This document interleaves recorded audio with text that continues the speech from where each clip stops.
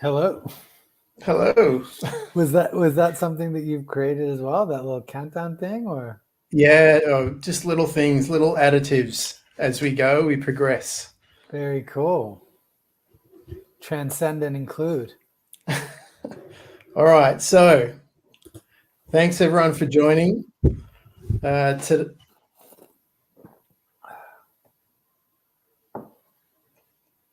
thank, let's start again, shall we?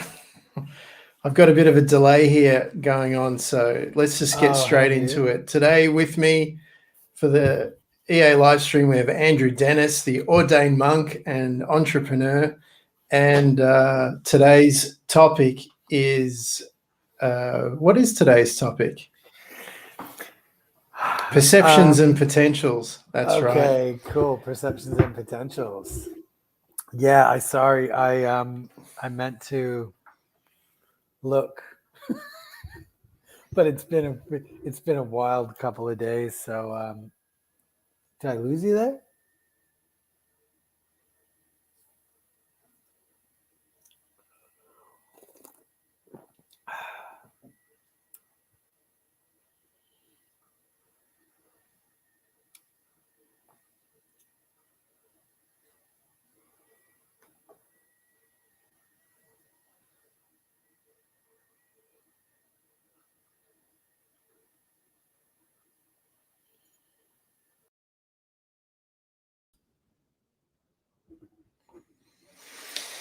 Let's try again.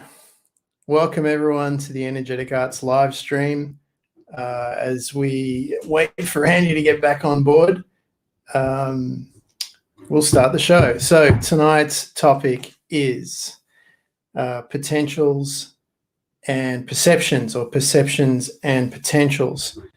And the reason why, here we go. The reason why I picked this topic tonight is because, you know, with all this madness going on in the world, there's a lot of people taking sides on one side or the other of a particular perception and potential. And what I wanted to do was see if we could talk about new potentials, new perceptions, ways to get beyond one side or the other. Because I'm excited actually now that I remembered the topic, because this is one of my favorite topics. All right, cool. See, it's going to be a good show, people. So leave a comment, hit the like button, hit the heart button, share, subscribe, all that sort of stuff. And if you want to join us tonight, in the comments, you'll see a link to get onto StreamYard. I'll see you in the green room. I can add you in, and then you can join the screen and we can have a chat, all of us together. Can I just say one thing though? Please. I think if we do, we got to make sure that the sound and everything's right. So if someone's got like real bad connection, I think we get them in, we have a chat, and then if it's not like a really good connection and it's really distracting, then we invite them to join us in the comments. But just to keep the, do you agree? Keep the quality of the show going. Yeah, Yes. yeah. The Yeah, show, I yeah. like it. It's really, as a show now. That's great. We're doing a show now. That's right. Yeah. So, Cool. so can I just tell a quick story, Andy, and then you can run off with the horses? Mate, now Because I'm gonna this let you just go. happened. This just happened like a minute ago. So Deb comes home and she says, "There's this person who she works with who's he's out there in the field helping people all the time, like it's his career, and he's been vaccinated. He's got the jab, and he's out in, I'm not going to say where, but it's close to here. It's one of those. Mullumbimby. Not quite. It's the next one over, starting with N for Nelly. So so he's out there, and of course, because you know there's all this push to not let people into restaurants and cafes who haven't been vaccinated, they've gone the other way over there, and they're not letting people in who have had the vaccination. which is fine, right? It's all choice. However, so this guy has gone in there and he's gay. He's there with his husband. And so he's had to deal with all that shit in his life up until this point. And he goes in there and then they start hurling abuse at him and ripping his mask off. And basically the pitchforks and the torches come out. And he's lived there his whole life. And he's like, now I don't want to live here anymore. Tiny community. So, are we referring to Nimbin? Is that where? I wasn't going to say anything, but is there a reason? Like, well, I mean, why I wouldn't say it? Yeah, just to it's like to keep as neutral as I can, to be as okay. Switzerland as I can. But I think I think that's it's worth mentioning sometimes because what and I won't cut you completely off, but we take perspectives in the individual and we take them collectively as well. Yeah. Right. The group of us will in our interior collective decide on a direction, and so the culture of that area is being affected by what's happening in the wider world, right? And the community as a whole is moving with a certain perception. So I think it's helpful to mention where it is, not to be personal, it's not personal. Okay. It's just that's the reality of what's happening in that area, right? It's true. So that's the reality of it. And so he grew up there. He's lived there his whole life, I've been told. And now he's being treated like this by people who have recently moved into the area, maybe in the last, 2, 3, 4, 5 years. So, what I wanted to get into this for is to get us out of this us against them mentality, because the way I see it, people like who've got the conspiracy tinfoil hat on, they're going, it's they're doing this and they're doing that, and all these controls and restrictions, and I get it all, right? But if that's the case, then all this shit is playing right into the hands of all that, because if I was in that position of wanting to control everybody, I would want this sort of thing to happen to the point where it got to a fever pitch and people started getting so fearful and so scared of each other and so angry that something would erupt, and that could lead to people, fighting with each other and possibly even leading to a civil war. So with the military, I could just come in and use that as an excuse to take everything over. And so, we posted that picture up of the man bun meditating and the cops on the beach. And I want to get hard on him. Well, I think rightly so, because it's not like, it's easy to go, the cops are the bad guys, but it's like there's a lot of passive aggressive bullshit in that picture. That guy's not there meditating for peace, love, and mung beans. He's there to provoke a response. He's choosing his out of the authority to get something stirred up. Yeah, and the thing that really annoys me, and I think this is going to lead us into our next topic next week, which will be shadow work, is that a lot of people aren't really admitting their dark side, because they go, it's them, they're doing this, they're doing that. But it's like, hang on, but if you were in that position, what would you be doing? And people aren't really willing to admit that they've got claws and teeth and that, all the deep, dark things they could be doing. They don't know what they don't know. They don't know what they don't know themselves. Yeah.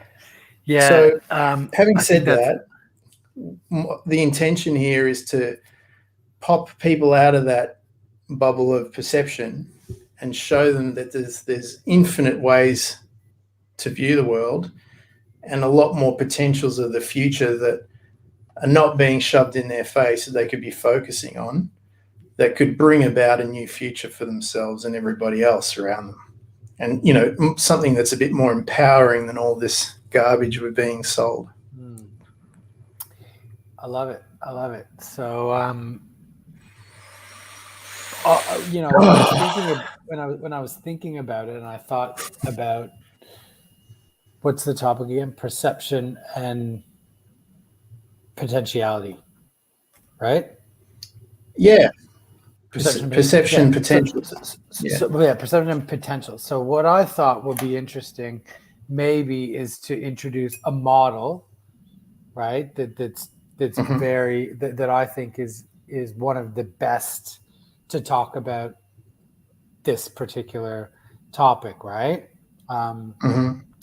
because essentially, when we look at these situations, right, and especially, what we're talking about really is like people with different perspectives, and it's like your perspective's crazy, mine's the right Mm. one. Yeah. What's going on here? We look back at history, right, and this is what we go to war over, right? This is what Yes. we've gone to war over previously, and Yeah. when we look back at it, it looks so brutal, and we just go, well, what is going on? Like, What why were everybody are things thinking this back? way? And Yeah. right now, it's interesting. Like, there's a lot of conversation right now that, well, we might be in, like, we might be heading towards like a civil war, right? And not a civil war where people are going to go out in the street with guns and tanks, right? Mm. But we're made a clear line in the sand, like in all kinds of different groups and group chats and conversations that I'm in, stuff that's not even related to like this vaccine topic, and that in like financial conversation groups, all of a sudden this is coming in, and people are kind of coming in and going, well, hey, we're drawing a line in the sand here, and which side are you on?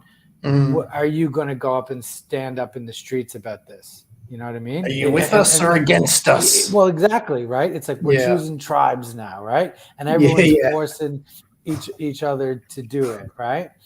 And the government is, in a way, forcing Mm. us to, but depending on where you are sitting and how you're perceiving it, those directions that are coming from the government are perceived differently, right? Like, someone might Yeah. see it and go, oh, they're trying to look out for us. They're trying to look out for you even when you're not willing to look out for yourself, right? Is one perspective, where another's is, you're trying to control me, you're trying to take away something from me, you want to implement more of, you know what I mean? And you really go, well, it's because the two people have different perspectives that they look at the same occurrence and they Mhm. come back with a whole different story. It's like that classic thing when there's like an event that happens, Three sides to the there's story. three sides to the story, right? Yours, Yeah. mine, and then like what happened, And the truth. right? Right. Yeah. And so, the kind of model that I thought might be, um, like a helpful one in these discussions, and me personally, I believe that this is a piece of like software, right? That all of us could download. That I know, for me personally, when I came across this work, the work of a guy called Claire Graves, he has this model called Spiral Dynamics. That, I came across this. Geez, probably the before I came out to Australia would have been 2003, right? And I would say that since coming across it, reading it, understanding it, studying it, and kind of getting my head around it, this has then been like a piece of software that's running in the background, right? So that when these situations kind of come up, or you see this division, or you see this, like, where normally we look back and go, well, this is just this crazy brutal world we live in, and this is all chaos and insanity. It actually, you can take a breath of fresh air and go, oh, wait a second, this is actually unfolding in a kind of predictive pattern that's happened over and over and over, right? In Yep. different parts of the world, in different ways, individually, collectively. This is this unfolding that's happened. It's called evolution, right? And the really kind of, like, what I'll do, if you want, I'll lay out like what that model is and what it looks like, and maybe we can talk about the, like, what the perspectives look like at the different parts the Sure. model, right? And the thing to, I guess, kind of preface it with is this is a model, right? This isn't how it unfolds necessarily exactly in communities, in ourselves. This is just a way of looking at really data, right? The data of our lives, the data of history and how things have unfolded, and going, how does that, like, when we graph this out, and because it's really, a lot of it is about behavior, how we behave, how we perceive the world, the language we use, the way that we communicate, the way our financial systems look, all of this stuff changes, right? It evolves over time, right? And so, spiral dynamics. This is based on, like, dozens of years of research, right, around, like thought structures, economic models. Like, it's kind of ingrained in sort of everything. And actually, I have a quote from Claire Graves that I managed to pull up just before the call, which I'll read to you, that he kind of the way he describes, like, his kind of theory, right? And he says, what I'm proposing is that the psychology of the mature human being is an unfolding, emergent, oscillating, and spiraling process marked by progressive subordination of older, lower order behavior systems, okay, to newer, higher order systems as man's existential problem stage. Okay, so essentially, and I think I've kind of mentioned, in one of our other conversations. Shit, did I lose you?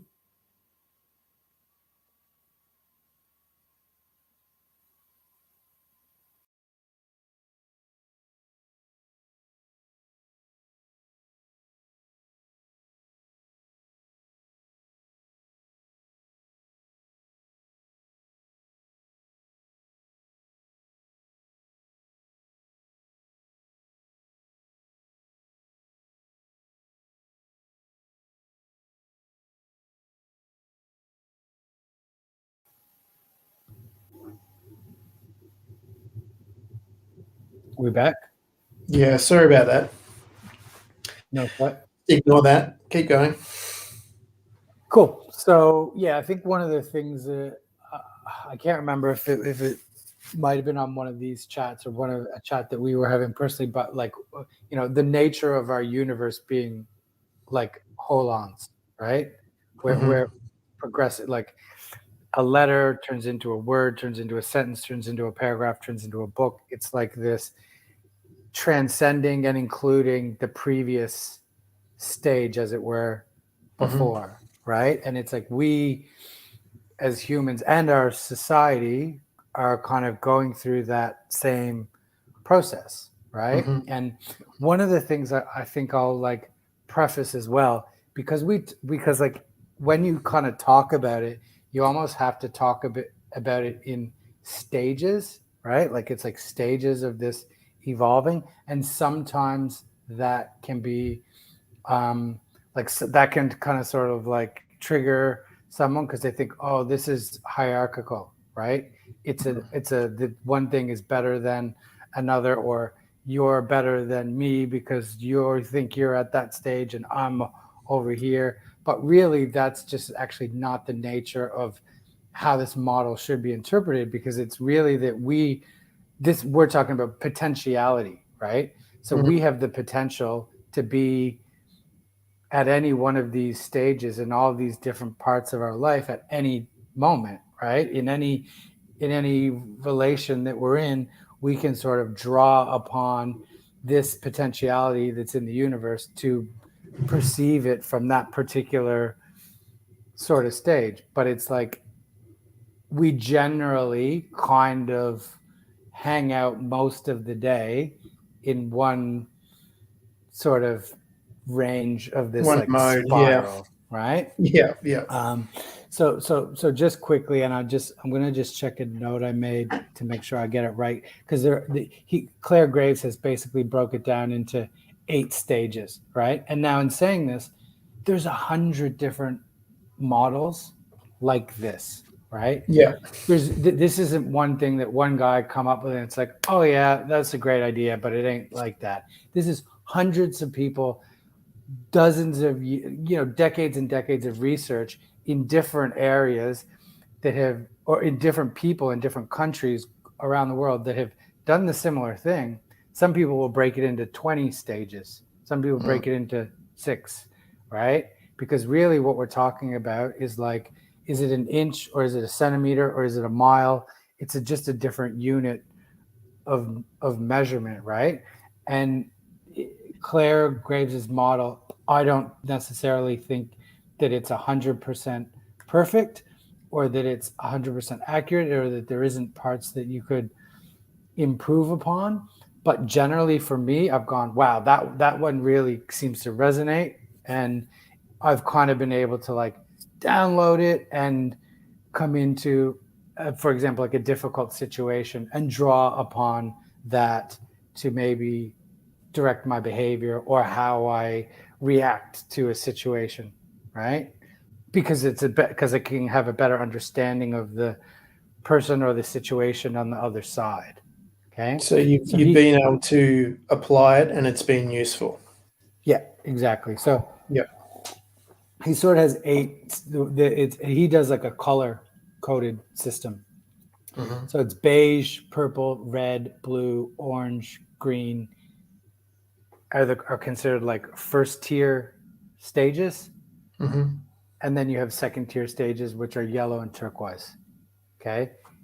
What they found, all of the many different people that have done similar models say, oh, there's something that happens at a certain level of development where this is sort of this, like the ego starts to take a back seat and there's able to be a more like wider perspective of the other person, the situation, the country, the group of people. It's less of that like I'm an individual or I'm part of a community. Because what we'll see is as we kind of walk through the stages, we sort of shift from a mode of being, it's about me, it's about us, it's about me again, it's about a larger group.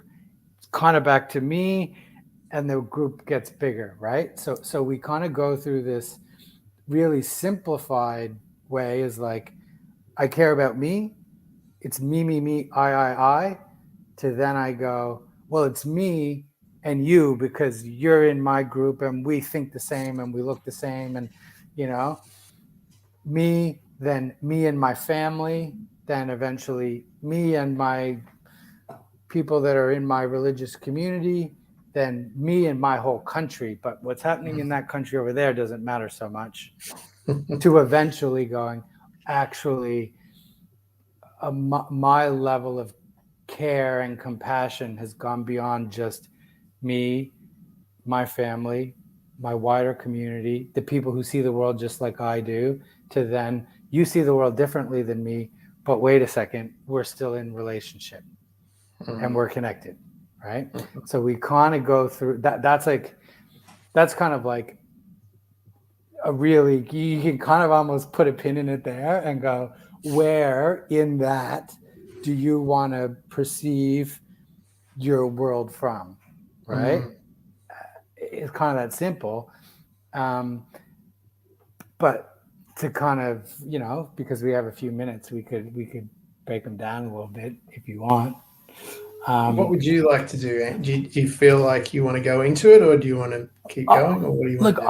I think it's worth just even, like, I made a couple of little notes that I just thought it might be cool just to touch on them, just to because for me, this is stuff that's psychoactive, right? You hear it, it goes in, then it's in there and it's playing in the background somewhere. Sure. And then maybe 2 years from now, you pick up a book or something, or you hear it again. That's what Andy was talking about that day back then on that live stream. Yeah, exactly. And and it just starts to, it actually has an effect just hearing it, you know what I mean? Just knowing about it, being aware of it when a situation comes up, you're not in control. It can then trigger and say, oh, actually, wait a second. So beige, okay? If we think about the most simple way that we live, right? Where our only purpose is to find food, water, have sex, reproduce. It's a very, we almost haven't even like established a sense of self, because we're and this is like, we've moved way past this, right? This was like this is like the first humans that were on Earth, right? Like that's how they lived. They were like ancient, primitive, like hunter gatherer communities. You can't even say tribes. They weren't even tribes. They were ancient hunter gatherers, right? And essentially, really, it's like me. It's I gotta eat, I gotta kill and fuck, right? That's kind of like, that's the story, right? So hopefully, we think that, or they, and when I say they, I mean the people who've done all this hard work, the people whose shoulders we stand upon in having a conversation about it, is that we're past that. Like, we don't, there would be a very small amount of people that are at that stage of development in the world right now, right? We've moved past that. The next one is essentially as survival gets easier, right? So our whole existence isn't just feeding ourselves and getting through the next moment. It's, we got a bit more time on our hands, right? We can develop a loose sort of group of people that can start to ask questions like, why do things happen?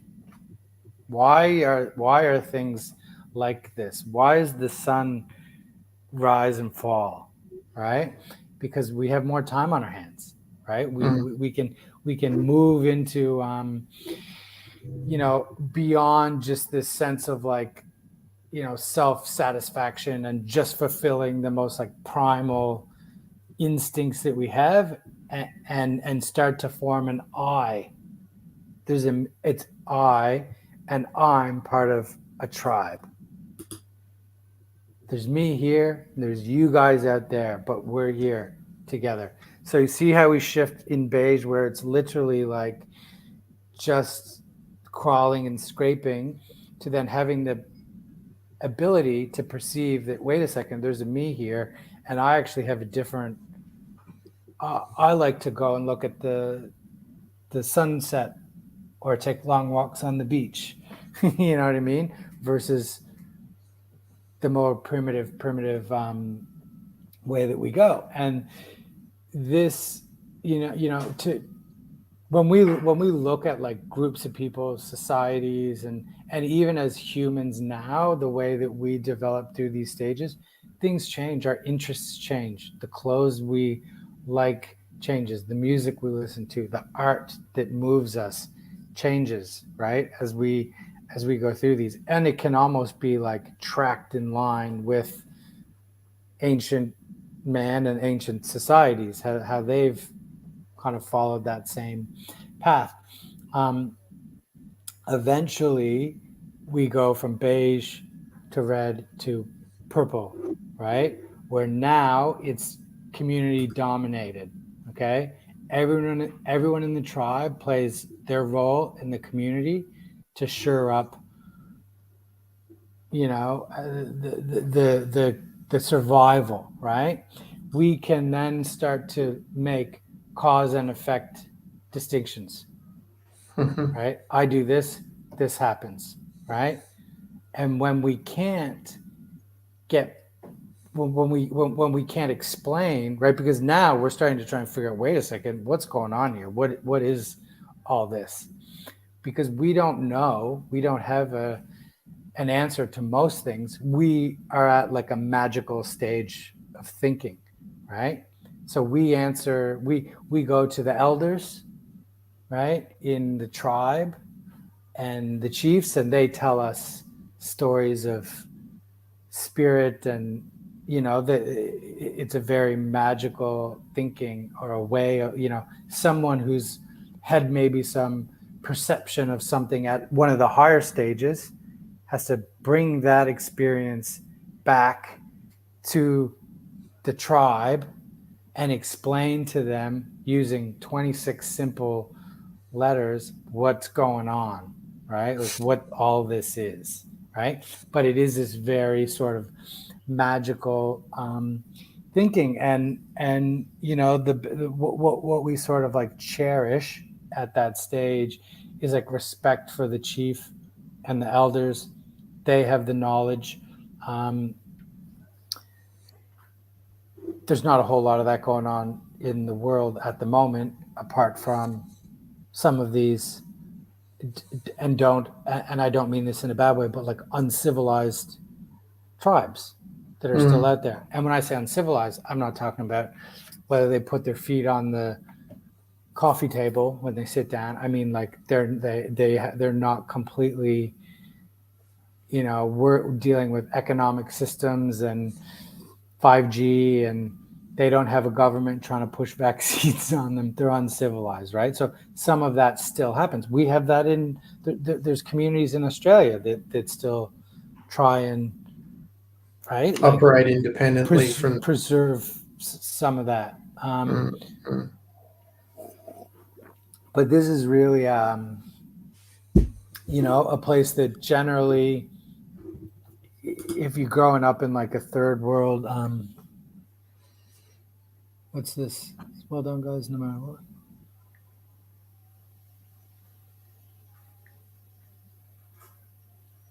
Yep, love it. It's a great comment. Thanks, Facebook user.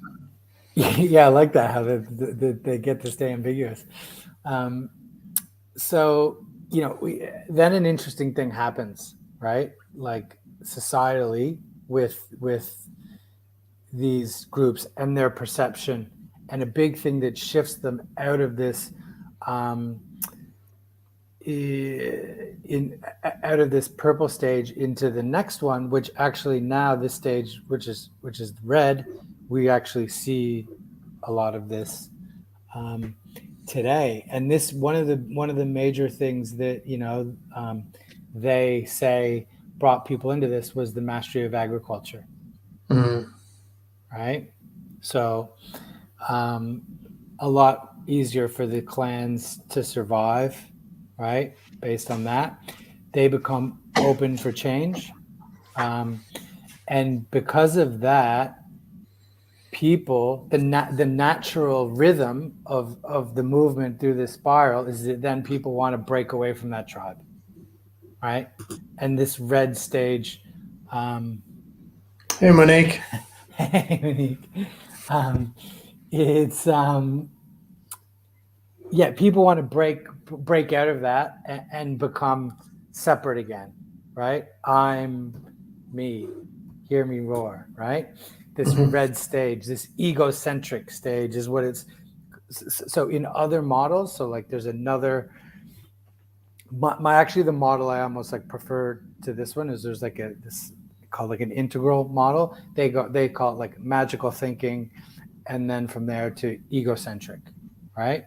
But the colors resonate as well. So we go, as we move into that red, we do what really becomes important for us is dominating our opponents, right? It is to do anything we can to keep our control, to protect our reputation.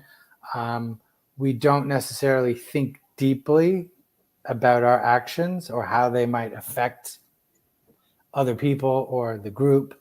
That is why the term egocentric tends to work really well. And this is where we see really that us versus them thing come out, right? This is where that perception becomes a really great option for a lot of people to choose to operate from, right? Us as in the family, me, people who see the world like me, people who choose the same whatever, if you want to make it about your medical choices or whatever, but we then go my group here, me versus you. Okay. Where the them on the other side, right, isn't you're over there and you have a different perception than me. You're almost non-human to me. You're Yeah. subhuman. You're Yeah. subhuman. You're scum. This is where we see slavery. This is what we see happening in China right now with the Uyghur people, right? Someone commented on a Facebook comment the other day saying, if we keep up like this, we're going to go back to, Nazi whatever world. And I'm like, hey, that's probably not going to happen in the Gold Coast, mate. It's happening in China, though, with the Uyghur people. If you care, if you really care about the world turning back into Nazi Germany, go look at where it's happening. They're dominated by this red culture, slavery and genocide. We haven't quite got rid of it yet, guys. Right. So don't misperceive what we're going through right now with like slavery and genocide. It's actually happening right now. Yeah. So that's a different thing. So where we see this is, and where like for me, one of my favorite things that epitomizes red and everything that red stands for is the Mongols. Right. Genghis Khan and the Mongols. One of the best, if anybody has hours and hours of time on their hands, if you have a long car ride somewhere, download Dan Carlin's Hardcore History. He does about 12 hours or something on the Mongols, right? Rigid hierarchies, right? Rigid hierarchies. That exists, right? And this is a place where we can see tendencies of that. And this might offend some people in our group here, because I know there's a few fans, but Trump has the tendency to, at times, shift into red mode, right? He in his behavior. And like, whether you like his policies or not, that's irrelevant. The way he behaves and the way that he distinguishes between him and the others out there and the people that don't see the world like him, it is red. And like, we can debate policy, right, between say like a Biden and a Trump, and one of them might have a better outcome economically for us. One of them might mean that you have less tax dollars to pay at the end of the year. Irrelevant in this discussion. This is simply just how they behave towards other people, right? How they treat others. He has these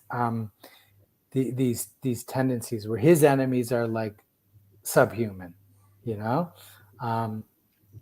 So I remember reading recently that the researchers believe it's about 15% of people in America are operating from. Oh, lost you again.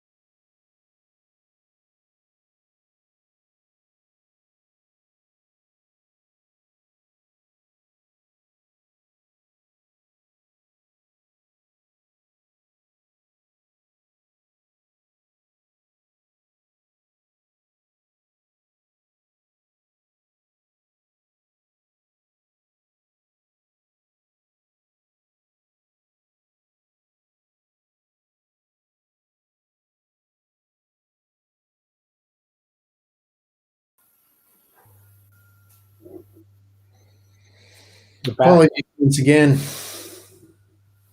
We gotta nail our We can't talk about politics on here. They're going to cut us off. oh yeah.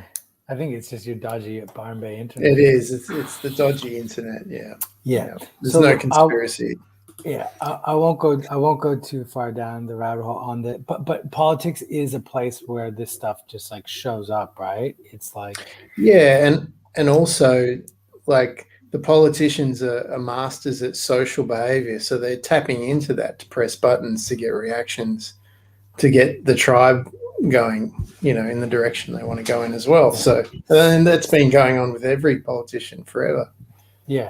Sometimes we give them too much credit, I think, by thinking that they're smarter than they are and that they're controlling what they're doing, but in reality, a lot of times it's really just impulsive, like behavior from these kind of lower stages of, perception, right? You know what I mean? Yeah, It's like one of it's the like the one of the funniest things I heard, people like, it's all a conspiracy and they're doing this and it's the Illuminati and the Rothschilds and all these families, it's 12 families controlling the entire planet, and that's a scary thought that they're so smart and so resourceful and powerful that there's no hope that you can live a free life. But you know what's even scarier? No one's in control and no one has any fucking idea what they're doing. So what you're saying there actually that kind of brings us into the next stage, right? Which is so red. What? But by the way, one other thing before we just got cut off, researchers say that it's about 15% of people, especially in Western society, that operate from that egocentric stage. Me, I. You see it like look, and the thing to consider as well is that at every one of these stages, there's healthy and unhealthy, because these are just places that we all go through. We all go through them. So not to say that any of them are like bad or whatever, but there's good parts of them and there's bad parts of them. And the way that they tend to show up really in our world, especially the ones at the lower sort of stages that we've kind of transcended through, not just personally, but as a collective, they show up in their bad form because when they do, it's loud, right? So for example, if you see like a street gang, if you look at the structure of a street gang or a motorcycle gang, it's red. It's actually all about, the power of, it tries to look like it's about the group, but really when you break these groups down, it's about it's every man for himself, right? And every one of us goes through it when we're a teenager, right? Like we're a teenager and it's just about us, and like mom and dad might be trying to control us, but probably because they know better, and we, are like, fuck you, mom, it's my life. You know what I mean? It's like, no, actually, it isn't. It's all of ours. You know what I mean? That's yeah. You don't own it. It's all of ours, and what you do affects everybody, right? So it's like that. You're not that powerless. You got more power than you think. Yeah, and also ultimately, you don't own your life. Collectively, we're all moving this thing along, right? So we eventually move out of that. We switch back into out of the really personal me egocentric into this community mindedness again at Blue. Okay, so as a society, really when we look historically, the Christian and Islamic history, like the chaotic warring that happened at Red, moved us into this kind of blue stage, which it was like our religions unified the people, right? Unified the community. Okay. And essentially where we get to is that like it's the way of God on society. And we are ruled by one God. We obey authority. We do right, and to go against God is like the ultimate, sin and capital punishment. To go against. Lost you again, bud.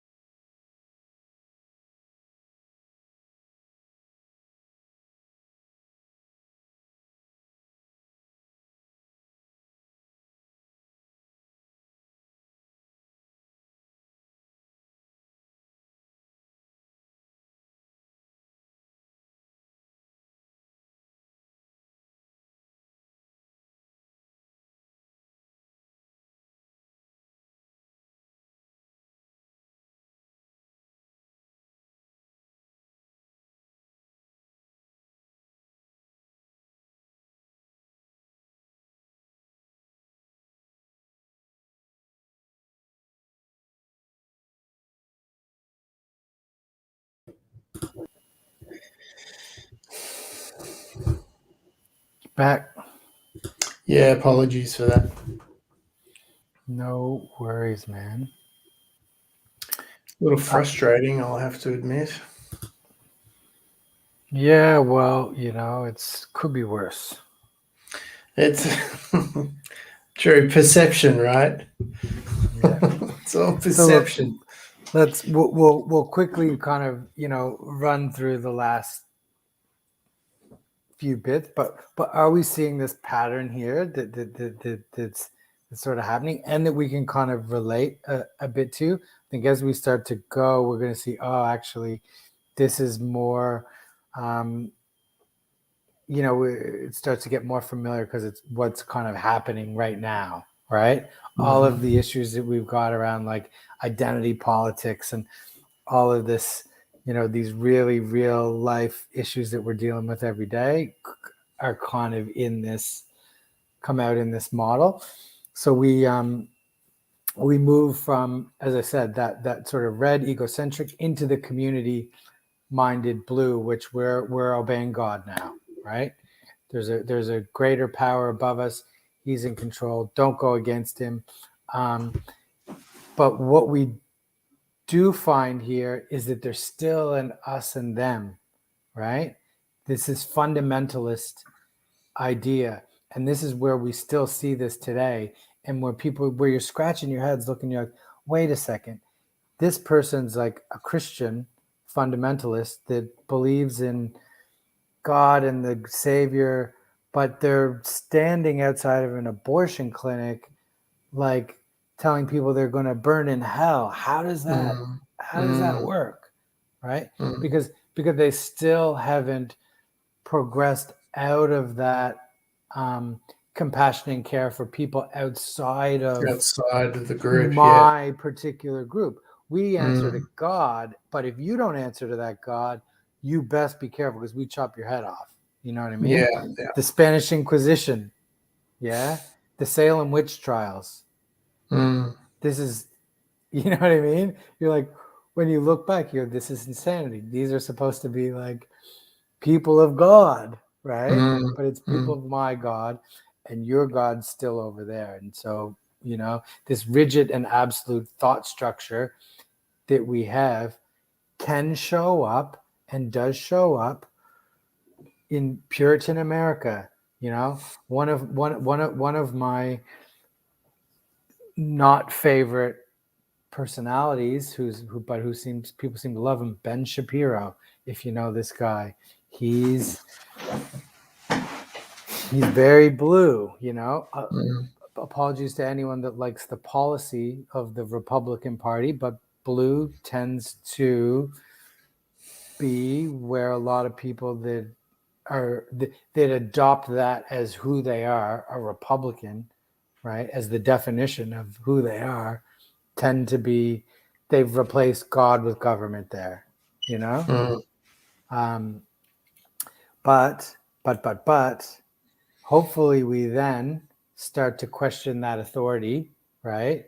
There starts to be some chinks in the armor, there starts to be some cracks, and we go, oh, wait a second, this God that we thought was all being and all knowing has got me behaving not quite the way that he's described I should to my neighbor who sees things differently. So I'm questioning that authority. When people start to question the government that's, you know, that they've relied upon, and their political leaders, all of a sudden the sex scandal comes out and they realize that they're maybe not as pure as we thought they were. So then the questioning of it tends to then birth this new stage of individualism, which is when we kind of break out of the blue herd into the orange individuality, right? Where we get to live free and we live the good life. And this is where we see sort of like atheism becomes born, right? Democracy, freedom of expression, right? Our behavior is based on ethics instead of religion, right? It's like, I don't need religion to be a good person. I'm just going to be a good person because that's how you should treat people. Okay. What we start to value at that orange stage is our individual success, right? Me, right? Like this is like Gordon Gekko, baby, Wall Street, you know. This is Money never sleeps, pal. He's the epitome of orange, right? Make a lot of money, drive nice cars, have a hot wife, and show it off on Instagram, right? That's maybe some of the like not really positive parts of that stage, but like nothing wrong with making money, that's fine. But if the dollar becomes your new god, then you know, something to question there. But what we get at that same stage, the breaking away from that kind of herd of the you know, God ruling mentality, is we get to see like science, rationality. We get groundbreaking technology discoveries that really start to progress like humanity as a whole, right? And they create a better quality of life for everyone around us. Now, this is where, like, to go topical, I'm going to just bring up the V word, right? The V word. Which V word is that, Andy? The V word that people are quite divided about at the moment, right? The jab, right? Oh, that V word. Yeah, okay. That V word, right? Yeah. Where you go, depending on where you sit on this whole spectrum, and not saying any of it's right or wrong. And again, just to refer back to this is just a model. But what one could say, what is wow, what an amazing technology, right? And let's put aside the one that's in question right now, because the things about it that seem to be in question are the length of time, the amount of testing, and the fact that it's being pushed onto people. So put that aside. But when we look rationally at the technology and what it took to birth that, right?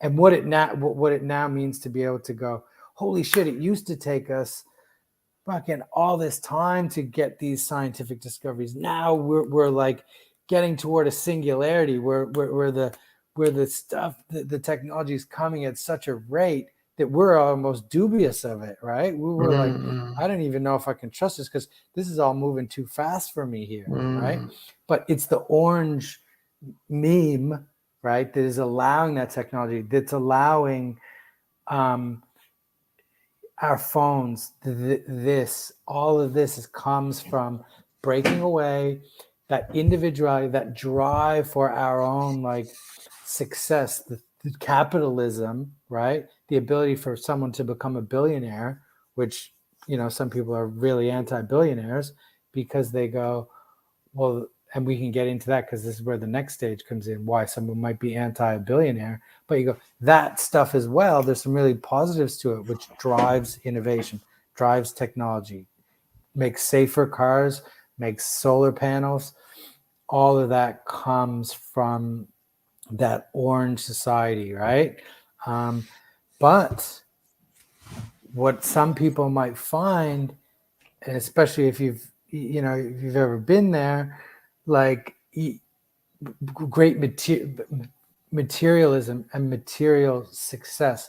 And once you get the money, and once you get the cars, and once you get whatever, you realize I ain't any better. And actually, because that level of like competition and the selfishness that it took to seek maximum profit at all cost for this company or this community has actually started to contribute to like a factor of depletion of resources for one. You know what I mean?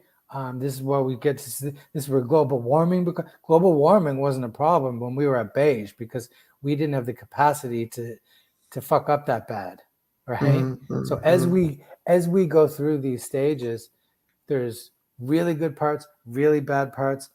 The way we can fuck it up changes, right? When we fuck up blue, we start killing other religions in a war, right?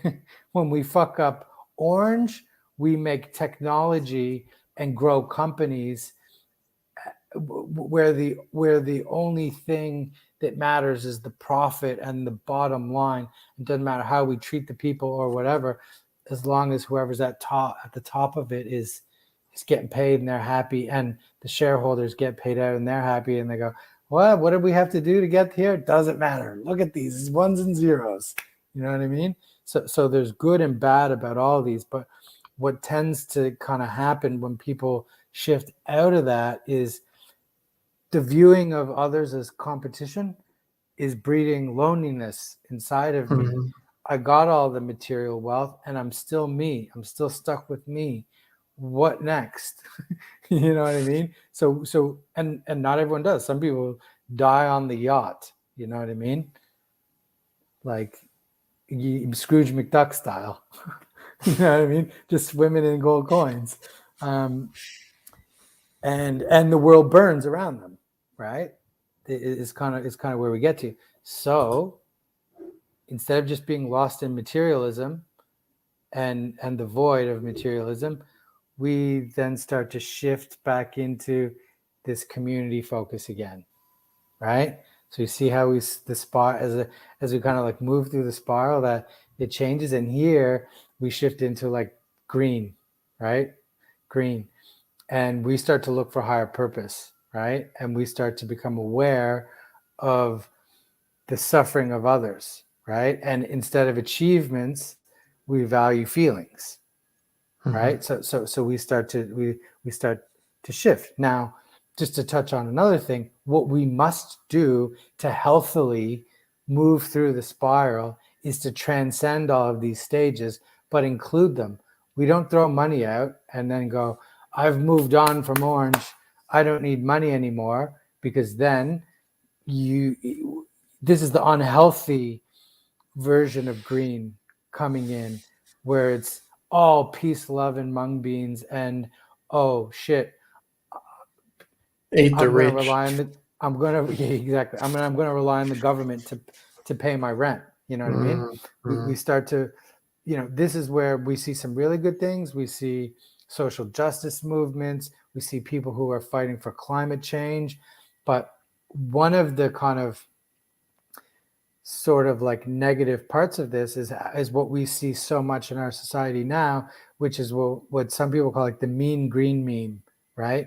Where there becomes this, where it becomes, instead of uniting, right, which was the intention was to unite by breaking down hierarchies, the hierarchical structure. So like Jordan Peterson talks, when you hear him talking about people being like anti-hierarchical, like I would love if he started to like draw on spiral dynamics to explain that, because it rather than just kind of like commenting on it, he could fit it into where it fits in the rest of the picture and what to do about it. Give And some it's like, context. how can I move out of that, right? Than just to say like, we need hierarchies, which we do, because we should be able to agree as a group that there are some ways of being that are better than others, right? It's better to take a wider perspective. It's better if we can do a business deal that we both win instead of just me winning, right? So to have a hierarchy there is not a bad thing. But what we end up seeing, and I'll use this example, and generally I quite like this guy. He's the Prime Minister of Canada, Justin Trudeau. Okay. I like Trudeau. I think he's done a lot of really good, but because he sits in this, people say like the woke left, right? This is like the language that people use now. The left, the woke left, and wokeism and cancel culture. That is the negative side of this, the cancel culture. But like one of the things, for example, that Trudeau like did, for example, because Canada is a very open country, we want to take in refugees, and when we take you in, we want to take your culture with you, right? We don't say come in, but by the way, you have to conform and be just like everybody else here. Take your culture, take it. We're a multicultural society, right?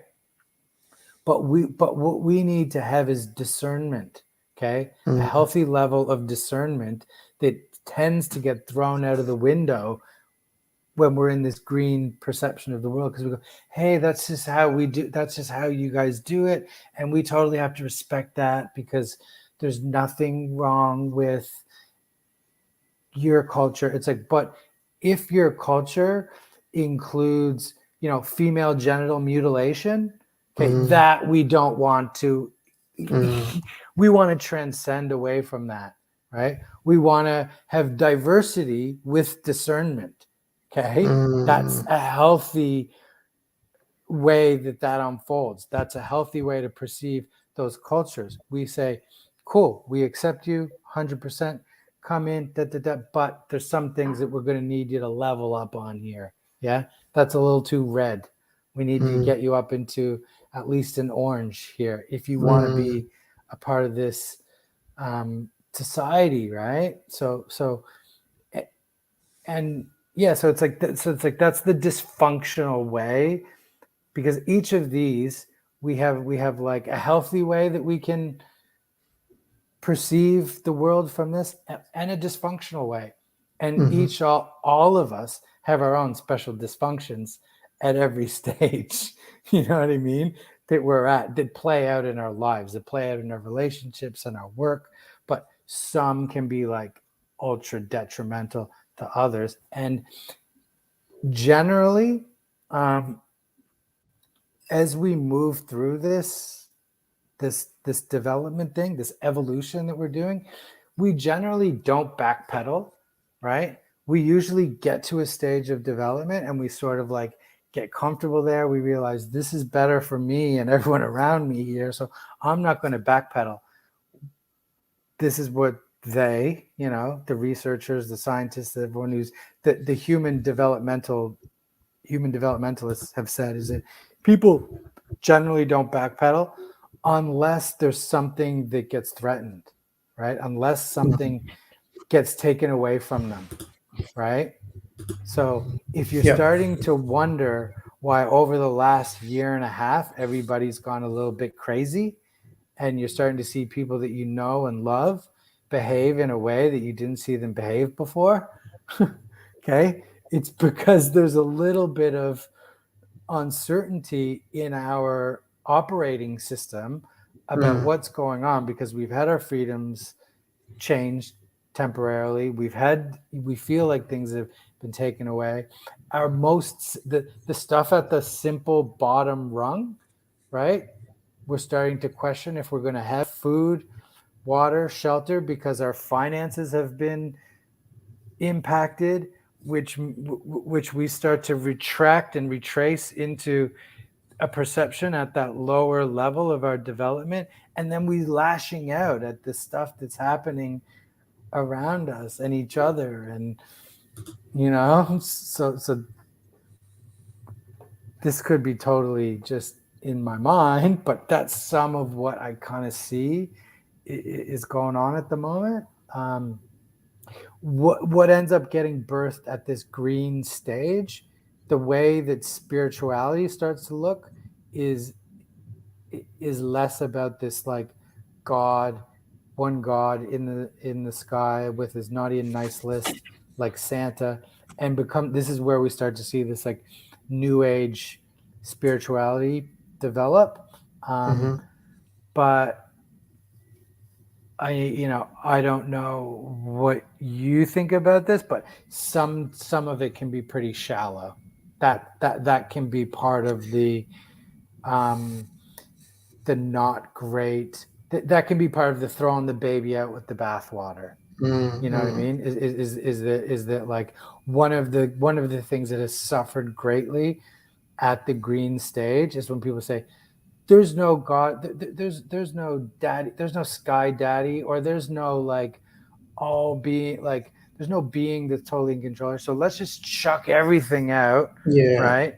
And then we're just going to live in our feelings and call that spirituality, right? But it's true. I'm laughing because I've seen this play out on an individual level so many times, and I'm laughing because it's so tragic when you see it firsthand. People come in and they do a bit of work, they have an experience, they go, oh, this is how you're meant to live life. And everything that is not in line with this feeling, I'm going to just cut out of my life. And they basically mutilate themselves to pieces. And then they're left just being this stump, with no nose and no arms and no legs and no family and no house and no job and no community. And they're like, oh my God, I thought all getting rid of all that, was supposed to make me happy. It's like, you can't just pull the things that got you there apart without replacing them with anything, And this is why I say when we're engaging in this stuff is you want to grow out of where you are. You don't want to cut it away and be left with a big void, So like it's kind of pertinent because I remember watching, I think it was The Stand by Stephen King back in the 80s, 90s, I think it came out. And, it was like a dystopian future, like a Mad Max thing.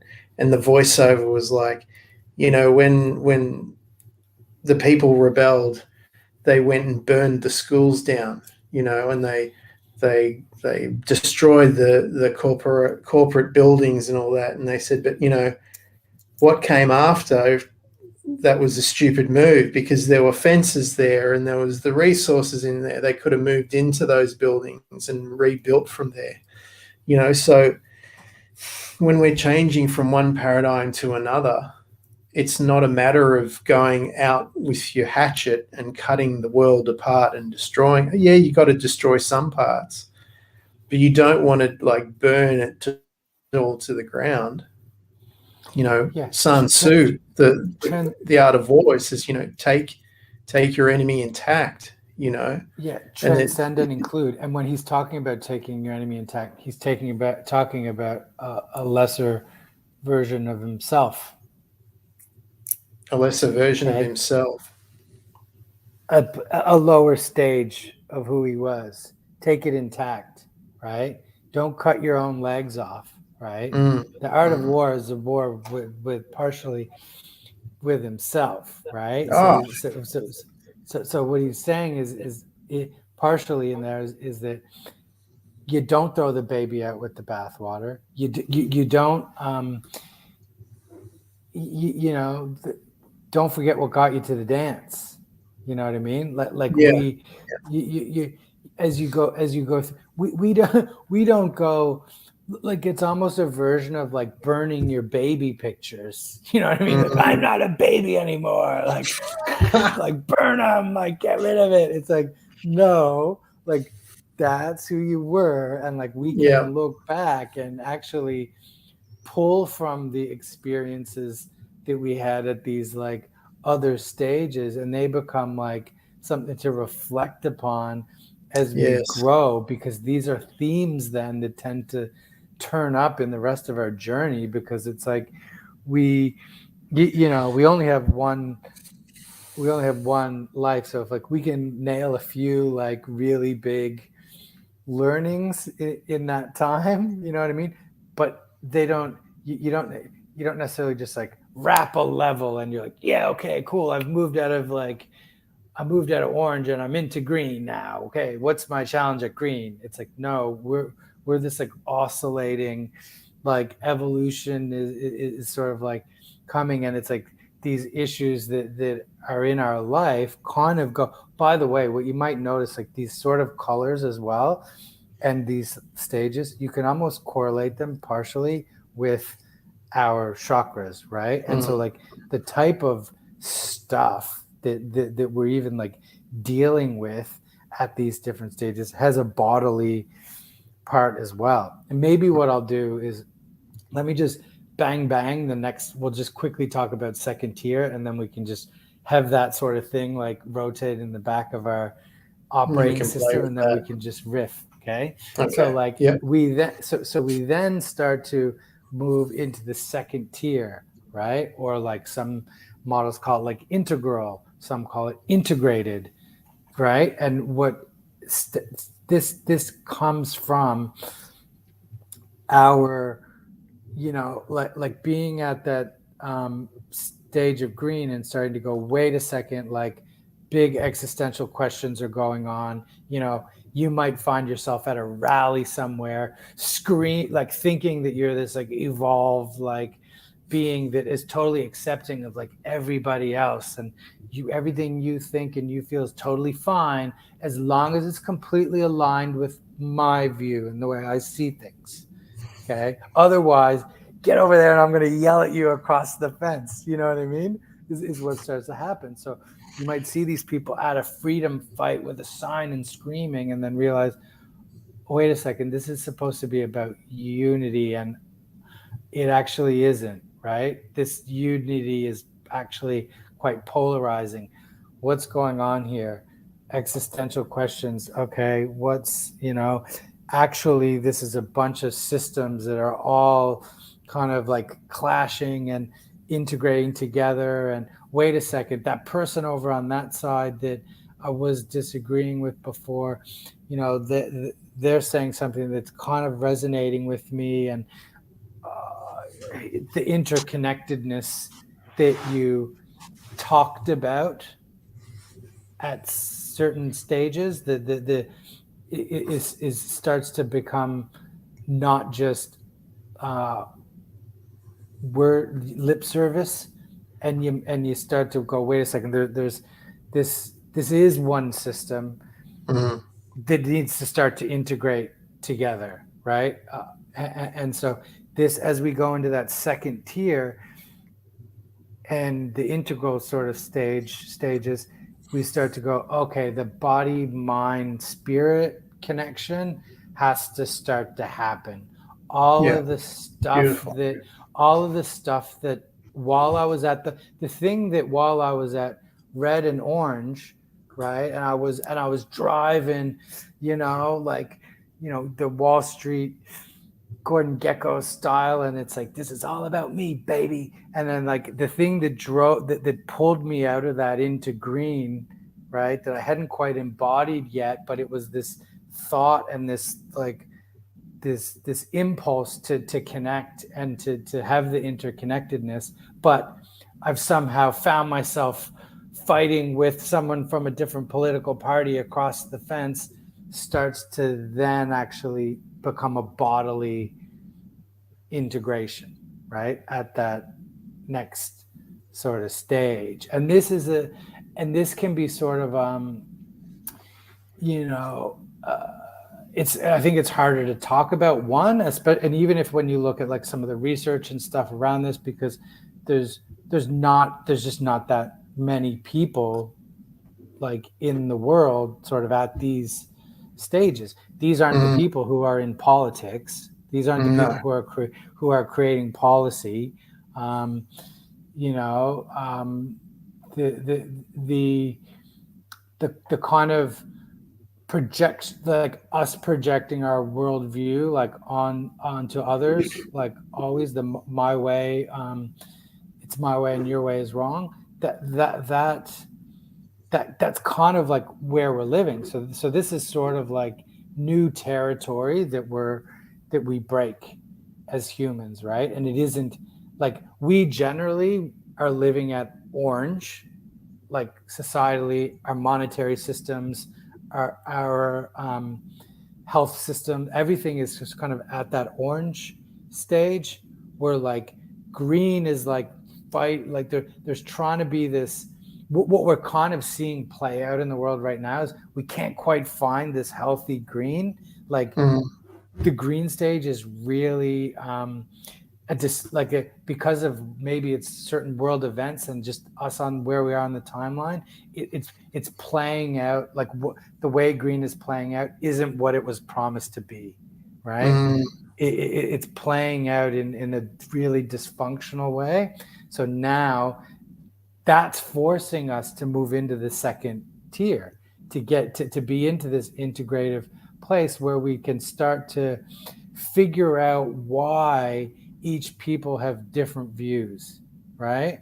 We don't look at someone like Trump and just hate him, right? Which, geez, sometimes I freaking do. I'm just like, God, this guy's just like such a fucking prick. But and it's funny, like during the whole like politics and all of that, when the election was on, I was like glued, like I'm just watching and like all this Trump stuff. Someone might think, oh, do you like him? Like I'm sure there was times my wife was like, more Trump stuff, like what are you doing? But it's like we're trying to figure him out. It's like how did he get this way? You know what I mean? When someone is like a racist, for example, or something, and not to say that he's a racist, that's not where I'm going here, but like we don't just cancel a racist. Like unhealthy green takes somebody's slip up that they've made or a misspoken, and they go and cancel that person and they dox them. They say, you're gone from society. That's how like that racist stuff unfolds in unhealthy green. But when we get into integrative stages, we actually have to go, wait a second here. How can someone be a racist? What makes somebody a racist? We can't, there's no point in us canceling this person over here. We actually have to go and get to the core and like change something in the system or in the society or in the greater cause, exactly, and stop the birth of racism. The fight is no longer against racists, it's against a system that would allow that to come in, right? So this is where at this stage we have to become like a systems thinker, right? We have to do inner work. We have to have open-mindedness, right? And the questions have to be like, how do I make an impact? Or what am I, the stuff that I'm doing, how is it impacting the world, right? Like what's really the effect from my cause, you know? It's a bigger picture view, right? And it's like recognizing that these clashes that are happening in the perceptions that are clashing against each other at these other stages, and not to say that they're lower or that the people are lower, but when we perceive the world and act from that perception, from those stages, those clashes, that mess that's been created, we need to understand it, right? And the part of like integrating into the second tier is that we can call upon that because we've had a healthy transcending and inclusion of it. So you can have a conversation with someone when they're acting from a certain from red or from orange or from green, and you can communicate because you can, the classic, walk a mile in their shoes. You can perceive the way they see it. And really what we kind of get to as we move into like beyond the, like in the second tier, we kind of call it like yellow and turquoise being the, like, you know, this is your, like, the saints and sages and the mystics that, unless you're seeking them out or you're real lucky, you probably don't come across them. They're not on TV. They probably don't have a YouTube channel. You know what I mean? Like these are the ones that are like that. They're here to pull us all up through this journey, to pull us up through the spiral. You know what I mean? And look, I shouldn't say they don't have a YouTube. Maybe they do, but they're not. But maybe there. they only have like 10 subscribers or something. Yeah, exactly. They're not they're probably, Kim Kardashian's probably not making an appearance. You know what I mean? They're not doing a cooking show with Paris Hilton. You know what I mean? But this is like, you know, this is where we this like embodiment that we talk about at this level is the thing that, if we are like meditators or that we've had a taste of, you know, when your body disappears, right? And you start to have the experience of the non-dual, right? Where it's no longer me here and you out there. It's like we glimpse that, you know, you glimpse it. But at that sort of like turquoise stage, these are like the people who are literally like, they're walking around praying for you. You know what I mean? Or like just sending constant like love and compassion like out to the world, and a sense of understanding of this like crazy royal rumble that we're having, like, you know what I mean, in our ego, like as we try and transcend the ego, right? As we move up through this spiral and pull the cobwebs away and get a clearer vision as we kind of evolve more and more. And what we get is probably like, as you would have had at times, and like a lot of the people on here, you know, because a lot of meditators and people doing that kind of work, is that boundarylessness, like, you know, the non-dual. Mm-hmm. You know, our care becomes way beyond just our people, our tribe, and all the world. It becomes about the multiverse, and, you know, how the piece of pizza we ate like resonates through time.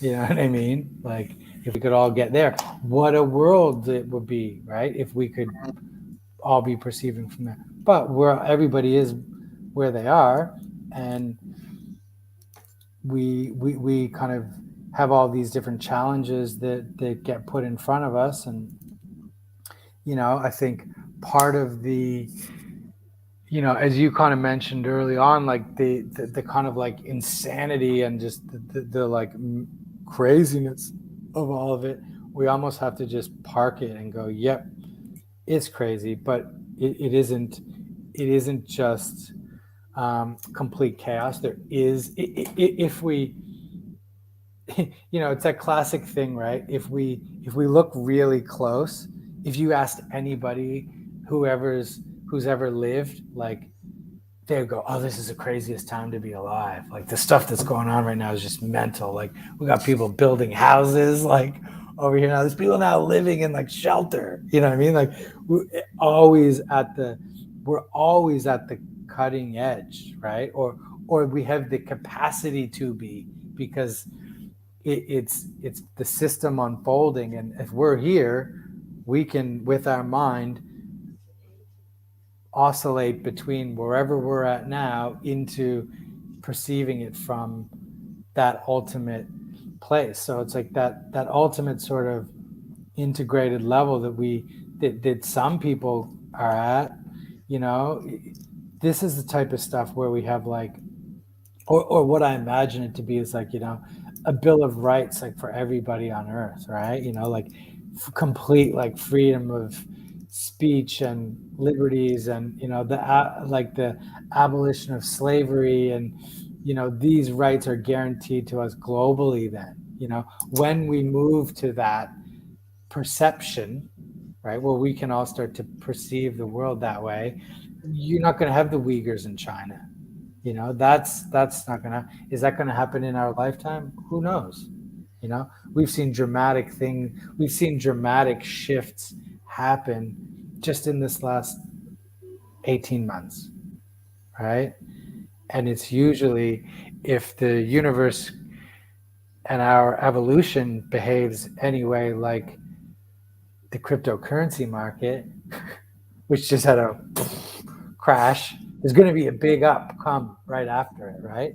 So there's a consolidation period. So it's almost like what we're going through right now collectively is like this consolidation period. And one thing I'm going to say, and then I'll shut up, is like, I kind of always hear that there's, like, you see sometimes on the spiritually like channels and Instagram things, people are like, oh, there's this great awakening that's going to happen at X period of time, and da. Like, one of the things, or someone's like, hey, I feel this like change that's happening. It's like, well, yeah, like it's eternally like happening, and if you feel it, that's great. What might be happening is you're personally bumping up against like a resistance level, right, at this stage, right? And you're like, I can feel a shift, I can feel a change. But also, one of the things to remember is that the world's not pre-given. Not everybody else is having that experience. Someone else is in a different part of this spiral, and they might be later in the afternoon or tomorrow in another part, and perceiving things in a slightly different way, or behaving in a different way, because they're, it's a mystery why. We don't know the why this is behaving the way it is, but yeah, that's kind of my um, the model that I think is helpful when we talk about perception and potentiality, because we have the potential to be in any one of those places. Lost you again. Shit.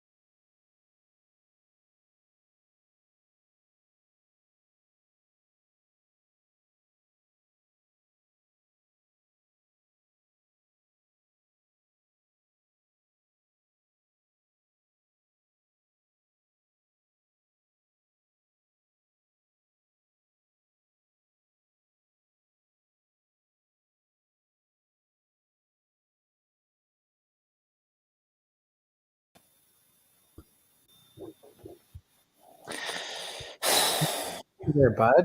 You were long gone. You were in the depths of. I was in another dimension, another potential. Yeah. That's in that potential. The internet works perfectly all the time.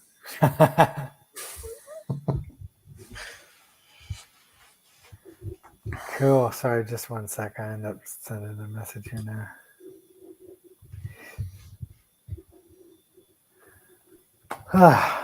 Yeah. So yeah, we gotta sort out our interneting. Yeah, you know, to cut a long story short, I'm waiting for Starlink. So Okay. yeah, yeah, it's they say it's only a September, October away, but right now it's a long time until we get Yeah. there. So Yeah.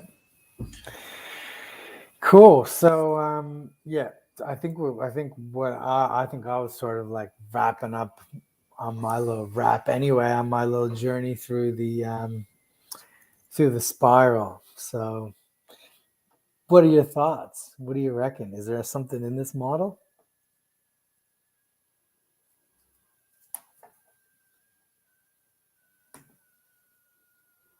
Have we lost you again?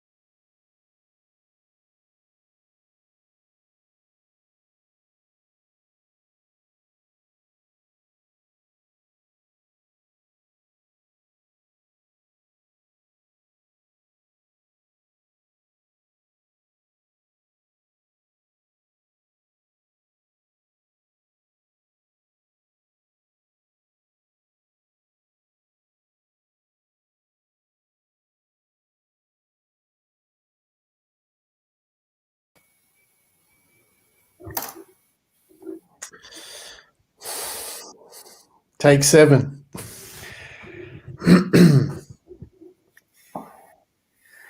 So yeah, I was asking, did you have any thoughts on the on spiral dynamics? Any thoughts on the model? Yeah, well, it's what's the word? It's quite comprehensive, isn't it? And I immediately drew the connection between the colors and the energy centers or the chakras and levels of consciousness. And I remember a story, a friend of mine, we were chatting, this is going back probably a good 10 years now. This is when, the Spartan 300 came out. Remember that movie? And the Spartans were this amazing fighting force back in the time that took on the Persians. And I suppose in Greece, pretty much ruled Greece, and we were talking about value systems, what values system, what level were the Spartans. And I think we were talking, I can't even remember the system we were using, but I think it was level 4 was the structure. And it was like, okay, these are the rules. If you break the rules, you get punished. And so we make the rules and we're going to enforce the rules. And that works for a little while. And then Red. Yeah, red, exactly. The crimson robes, right? And what I don't think many people know, or, it's at least a myth, maybe it's for real, I'm not really sure, but there's stories that the Spartans or there's even this story that Leonidas and his 300 didn't die at the hot gates. They left. They went to Italy and built Rome and started Rome, right? And worship the gods then. Sorry? And to go and worship the gods. Well, I don't know about worship the gods, but it's more like isn't that what they? I don't. My Roman history isn't perfect. Well, mine's not the best either, but the gist of the story is that they evolved out of that values level. They realized that wasn't, there was an end to that. There was no progression after that, and they needed to change things up. So when you go to values level 4 to values level 5 in this particular structure, it's like it's bad business to go to war against your enemy. It's not even that maybe you don't care about them, but you care that it's going to cost you to go to war with them. Mm-hmm. So you come up with other ways to integrate with them, and then there's values level 6 and 7, and then 8 and 9, and it's a resurgence of the first values level at a different tier, like you were saying. Yeah. And so it goes on and on and on. But I think you're right about the consciousness levels, and that there aren't many people at those higher levels, embodied, living on the earth, walking around. Definitely, I don't think they're in positions of leadership. I think people at that level of consciousness don't want the position of leadership. If we're talking practically. Yeah, or their understanding of a position of leadership changes, right? Well, it's like, why would you want to be a leader in a red consciousness level when you can be? Yeah, exactly. Or that they kind of go, they're, like what I'm always fascinated about, right, is like when you see people in this kind of like orange, so one, by the way, one of the reasons I like to sort of establish sometimes this, like a system like this, is then it makes it easier to have a simple discussion, because you can just sort of refer and get an understanding. You've got a map. So you say, okay, so like, I'm always fascinated by in the kind of like orange green culture, right? Because one of the things in like orange and in green is like, what part of what we start to do is worship like celebrity, right? Mm. Between that orange and green. So, but what I'm always fascinated is like, for example, like you would remember this, like in the kind of early, like late 90s, early 2000s, like Oprah, right? Because she was Mhm. she kind of was like the queen of like orange, you Mm. know, of this like this the society that like birthed her, right? That let her Mm. have her sort of like journey, starting out like as a, that gave a person a female of color the ability to rise to this level of kind of stardom that she Mm. had. Mm. And I think her being probably at the level of green herself, right? Then touching on like her whole thing started to become like, to a lot of people, she was perceived as like a leader, right? She Mm. was the Mm. new type of leader, right? Outside of politically or whatever. She led this like whole feminine movement of people who could be at blue, orange, green, oscillate, like her sort of tribe of Mm. followers were all at that level. And she would be moving into the level of into second tier and bringing in these, Thich Nhat Hanh, Mm. like Mm. Oprah doing like a face to face with like, you know this Zen Buddhist, like the man, in the like Thich Nhat Hanh, and being kind of like pulled up by that from that side. You know what I mean? So it's like she kind of like goes through this her journey, gets to this place, kind of to the peak of that, and then you can almost see in her like the embodiment of her whole show and what it was. She was like, wait a second, like what, she kind of shifted out of that like talk show kind of, like she quickly pulled out like away from the like Jerry Springer style, but then out of the like Donahue and whatever. And she was like, wait a second, I've got this platform here.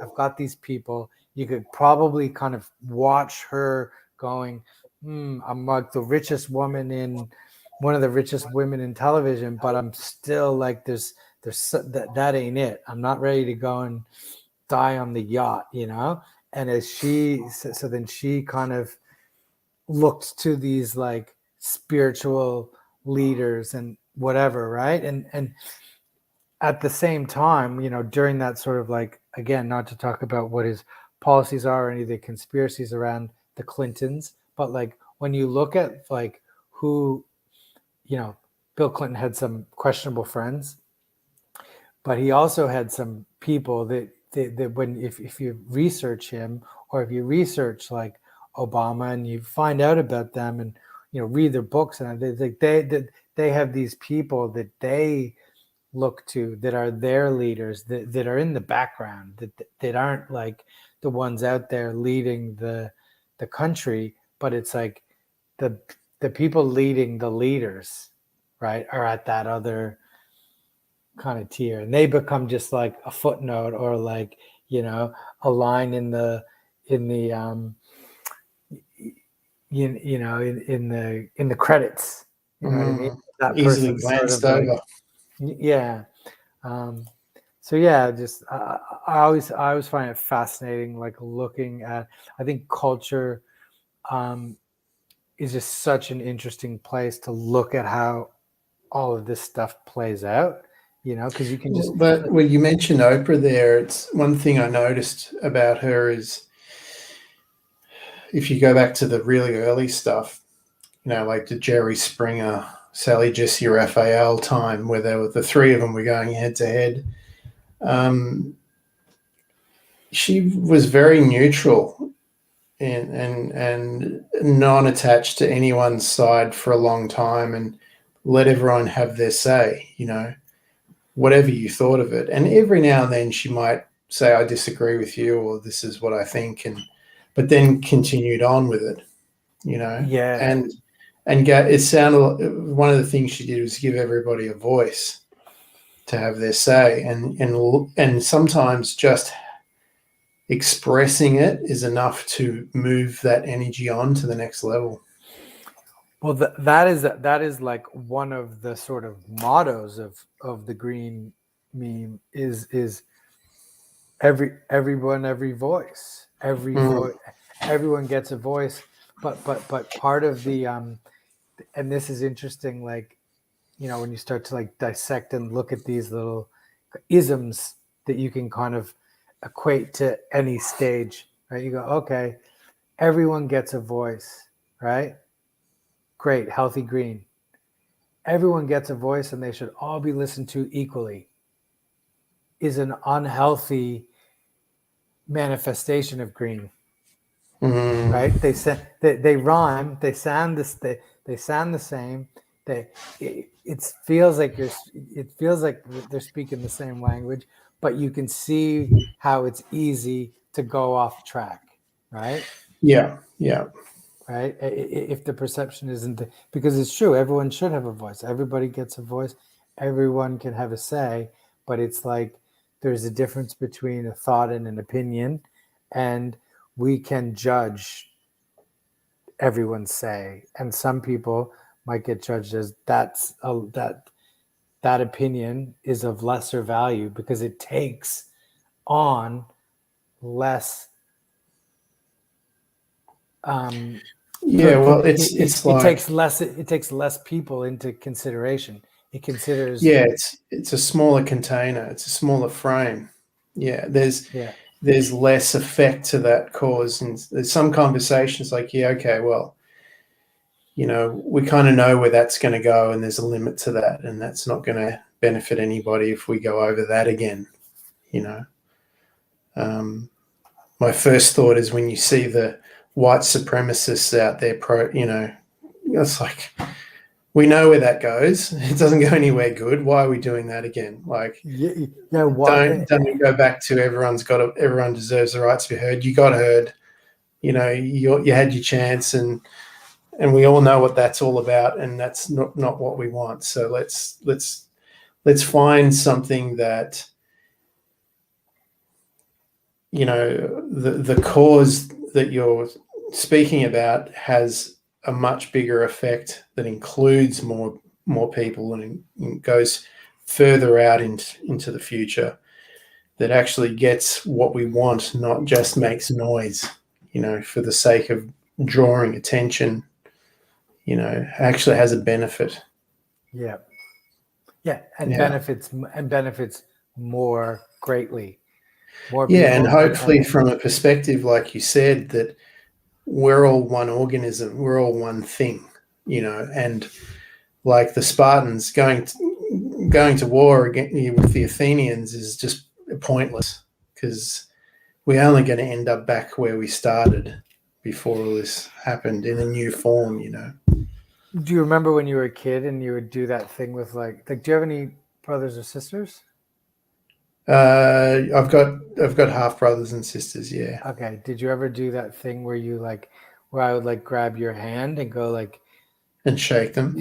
No. Like I would take your hand and hit you with it, and I go, "Stop hitting yourself! Stop hitting yourself!" Yeah, that happened. That happened a few times. Okay, that's what like eventually, if we peel back enough layers, we realize that's what we're doing when we behave in those ways. You know what I mean? Yeah, we're hitting ourselves. We're inflicting it on what essentially is all of us, right? Yeah, and where I guess you get to this sort of realization that, like we talked about lucid dreams, we touched on that. I guess you get to the point where you realize, hey, this is me creating this dream. I'm the dreamer, dreaming the dream. And if what I'm perceiving in my dream is not what I want, or it's, you get to the point where you're like, this could be a lot better. I could be dreaming a better dream here, and me fighting with the dream is like after the fact. This is why I wanted to bring this topic up, because it's like I can see people in the group, the temptation for myself to do it is really strong, to get in there and choose a side and start arguing or fighting, because I'm frustrated, because I'm annoyed, is whatever. But if we really go deeper, the truth is we probably don't know what to do. We probably don't know how to solve the problem, right? And so it's easier just to hit it with a stick. It's kind of like, remember the old days with the TV and the screen would start. It's kind of like this. The thing drops out, the internet drops out. Now, I know enough to not go up to my computer and start bashing it to get the internet to come back on. That's not going to work. Getting frustrated and angry and shouting, that's not going to work, So instead of, when we're faced with these issues, and like, I don't know, I think back to that scene in The Man on the Moon with Jim Carrey, how he goes, I want 3 minutes of static for the gag. And he's like, 3 minutes of static during primetime television? You're crazy. You're going to lose all your viewers. What are you doing? He says, no, it's hilarious, because they're going to be watching their TV and they're going to see the static and it's going to go like this. And they're going to wonder what's wrong with the television. And they're going to stand up and they're going to get angry. They're going to walk up to their television and start banging on the television. And he's laughing at the reaction to, the skit, not trying, like, people are thinking, comedy, you have to do a skit, make people laugh. The reaction is to get them to laugh. He's like, no, I'm going to do something. This is my show. Provoke the reaction in the audience, and I'm going to laugh instead. It's a whole different way of looking at things. So when I see people getting all riled up, it's, if you want it to be nasty, it is so easy just to sprinkle a little fuel on that fire and make it go up in smoke. I'm not always opposed to that. I don't mind a little bit, and a little bit of stick. A little bit of stick is okay. Yeah, I know, I get it, and we could have a lot of fun trolling. Like, that's too easy though. Like with people in this community, I'm trying to give something to go, hey, look, do you realize how vulnerable you are when you're in this state? How easily directed you are? You think you're empowered. You think you're fighting for the cause, but you've just been hooked really, really badly, and now you're going to get led around by the nose, And so this is why I wanted us to sort of, like, you did a beautiful job of exposing the structure, like, where are you in this level? These levels. Or where do you hang out the most? Yeah, right? And the other thing is, like, you might be green in general, but then, like, for me, then the internet drops out and I fall back into red or lower than red, and I start to rage out. Exactly. We all so like what one of the like practices, right, of like mindfulness, right? Like everyone is mindfulness. Well, one of the things that we can be mindful of is like, where we record, like, not actually, but like with our perception, recording like how we're reacting in a certain situation, and actually like analyzing it. You know what I mean? Where we go, okay, like what's the friction here? What is actually the point of contention? Like in these disturbances. What's the cause? Yeah. And then sort of like look at them and go, well, okay, what is it within me that's happening at that particular stage? Because what we find as well is that,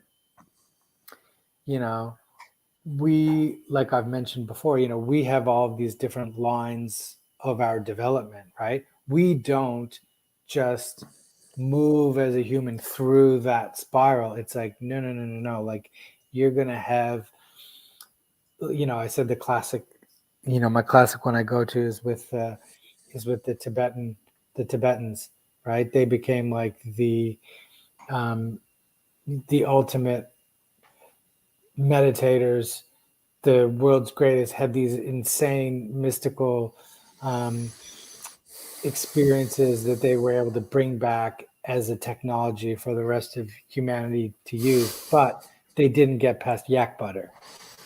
You know what I mean? Like they weren't like orange. They didn't quite. Their parts of them are in that second tier, but technologically along the way they didn't become the most evolved, right? um have we lost you there again?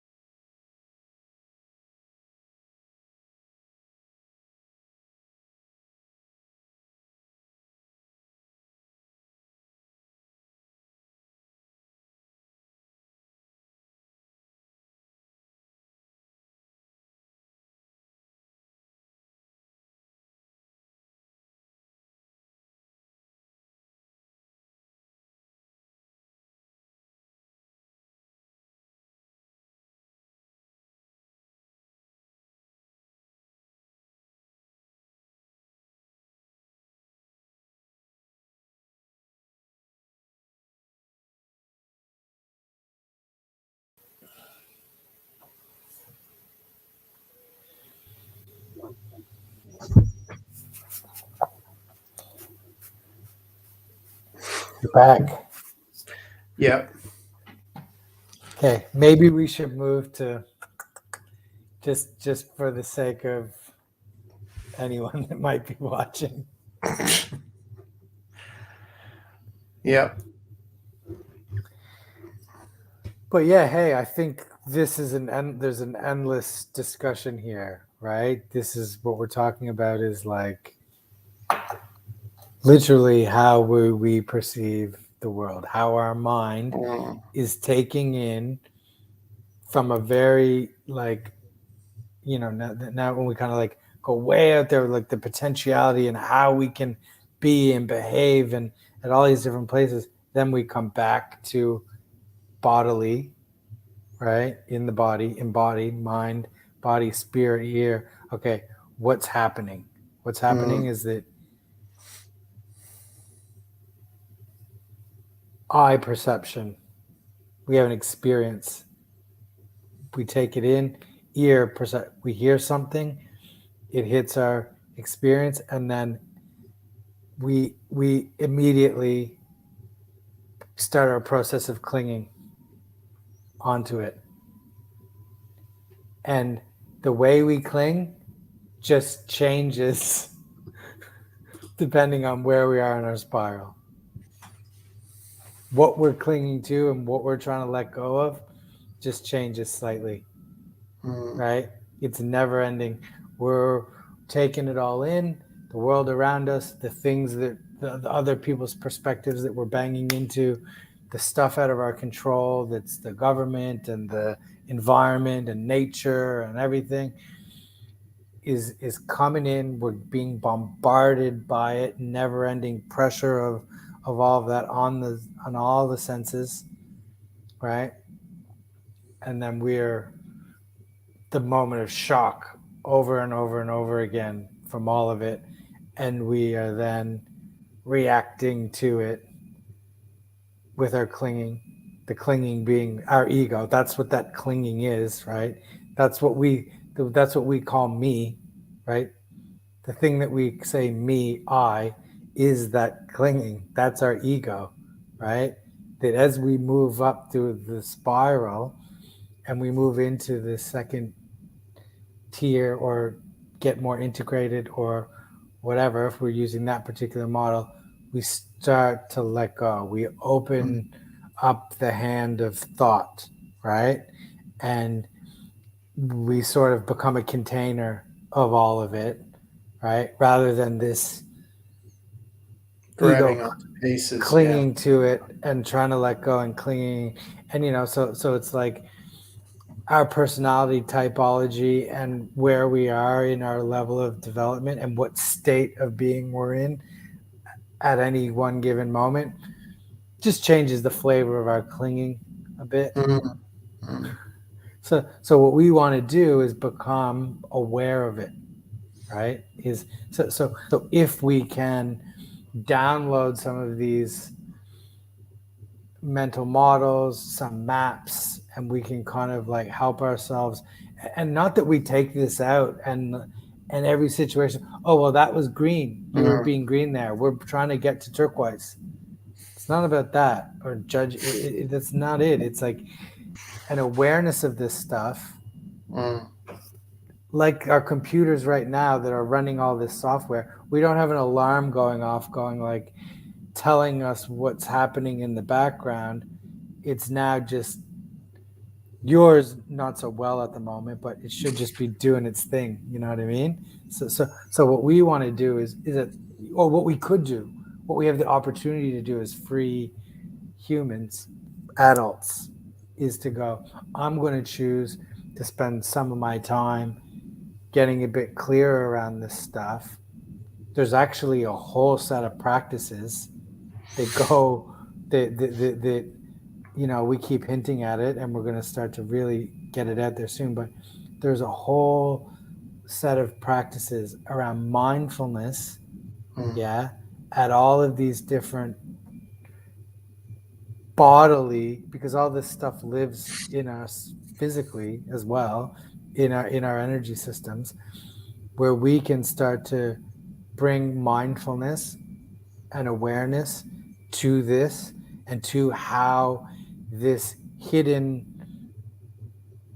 map is guiding our lives without us even knowing it, and changing our relationships and how we deal with everyone from our boss to our loved ones to the person on the street to the person in the country on the other side of the world that we'll never meet, but how we relate to them is ruled by this hidden program that we've got running, that's there, that's running. Let's just put some attention on it so that we can, do this more consciously, right? We want to evolve consciously. We don't want to just, have it happen to us. Yeah, and the other thing is, by understanding these programs, there's probably a lot more utility you can get out of the ones you've already got before you go about changing them. So I remember talking about to Bruce Lipton about genetic propensity and epigenetics, going above your genetic propensities. And, the whole thing of beginners getting in, it's like, oh, I don't want to be like my parents. I want to go beyond my parents' genetic traits and behaviors and programming, right? And it's like, well, yeah, I get that, because there's probably a lot about your parents that you were annoyed with growing up as an adolescent teenager, but there's probably a lot in your genetic makeup that you're not even accessing yet, that's there, or that you've touched on but not really developed further. And so getting an understanding, being mindful, and being able to really make use of what you already have where you're at is only going to give you much better perspective when you start to look at what else there is and what's going to be useful to you, because you've gone through that process of understanding and observing and mapping out what's already there. So when and when you become familiar with all that, a new stimulus coming from the outside, you're going to have an awareness already set up of whether that's going to benefit you or not, or if that's going to give you more scale and more influence out into the future. Or when you see something, people say, I don't know what I'm looking for, but when I see it, I'll know. When I find it, I'll know. It's because you know what should be in that space. You've got a space for whatever that is. So, when we talk about perception as well, you're right. We don't actually, and science is backing this up, we don't actually know what's out there. Your brain is taking all this information in from these 5 senses, these ports, and they're saying you don't actually see with your eye, you see with your mind. It's all mind. It's all mind, right? So like, you really could be this head in a jar somewhere and not know it. Like the Matrix, you could just be plugged into and in a cocoon experiencing all this and never really know, because your mind or your brain is being stimulated in certain ways. So if that's a potential, which it must be, because if we can conceive of it, then it's a potential. Well, that's the classic Elon Musk thing, right? The simulation theory, yeah. Is it a simulation? Well, chances are, probability it is. There's a better chance that it is a simulation than it isn't. But in saying that, well, what's a simulation? It could. It doesn't really matter when you understand that concept, whether it's base reality or a simulation. What really matters is how your mind is set up to perceive base reality or the simulation. And that's what you're going to get out of it or not, right? So it's like, okay, rather than buy into this game outside in perceivably what's out there of what's right, wrong, good, bad, pro, against, up, down, whatever. Let's go, okay, well, what if all this stuff out there, all of it is just stimulating me in a particular way? Whether it's positive or negative, it's still stimulating me in a particular way, in a particular potential, right? It's making my mind take a particular shape. So, if there are, 100 billion neurons in the brain or something, and that there are, trillions of connection potentials between those neurons, then it stands to reason that every mind, past, present, future, and parallel, is a potential in your brain, right? Everyone's got the same hardware, so it's a potential there to set your mind up in any configuration that's possible and ones we can't think of. So if that's the case, why are you buying into left and right? Why are you buying into red and blue? Why are you buying into right and wrong? They're just constructs. So it's like, okay, if that's where we're at now in the conversation, 2 hours in, what can you imagine in this infinite field of potential that is outside that hierarchy? It's outside all that. I put up a video recently, yesterday, day before, on, I think it was the creation of the universe, and then about potential life out there. And it's just staggering. The numbers are staggering. And one of the questions was, if Earth is 13.8 billion years old, I'm not even sure how they work that out, right? And what they reference it against. I just trust them. You just go, okay, fair enough. It's 13.8 billion years old. Then, they show you in this time scale, let's say as wide as my hand, that this is the start of the universe, and this is, present day, and Earth started about here somewhere. And then humans started about over here, right? Over here somewhere, yeah. They say, well, okay, in this space here where life could have started, 40 billion years ago, what if there was a planet that started life there that's, 1 trillion years old now to present day? How would they have evolved? And that really blows your mind, because it's like, hang on, it's not a question of, are we alone, right? It's more like, okay, well, what if we've never been alone?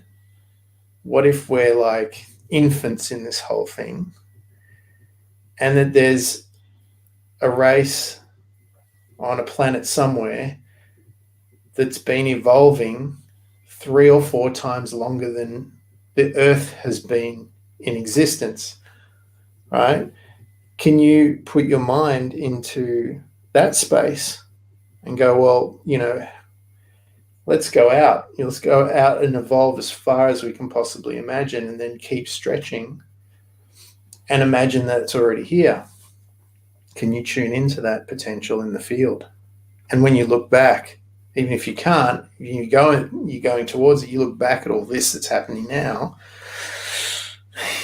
is it worth buying into any of that stuff? Yeah, one of the things I think I was saying maybe, and then your internet crapped out, is that we just have to zoom out, right? Whenever we think that this is the craziest time, and there's this, people are so awful in this time, and there's all the division, and it's the craziness and the bullshit, It's like, hey, just newsflash.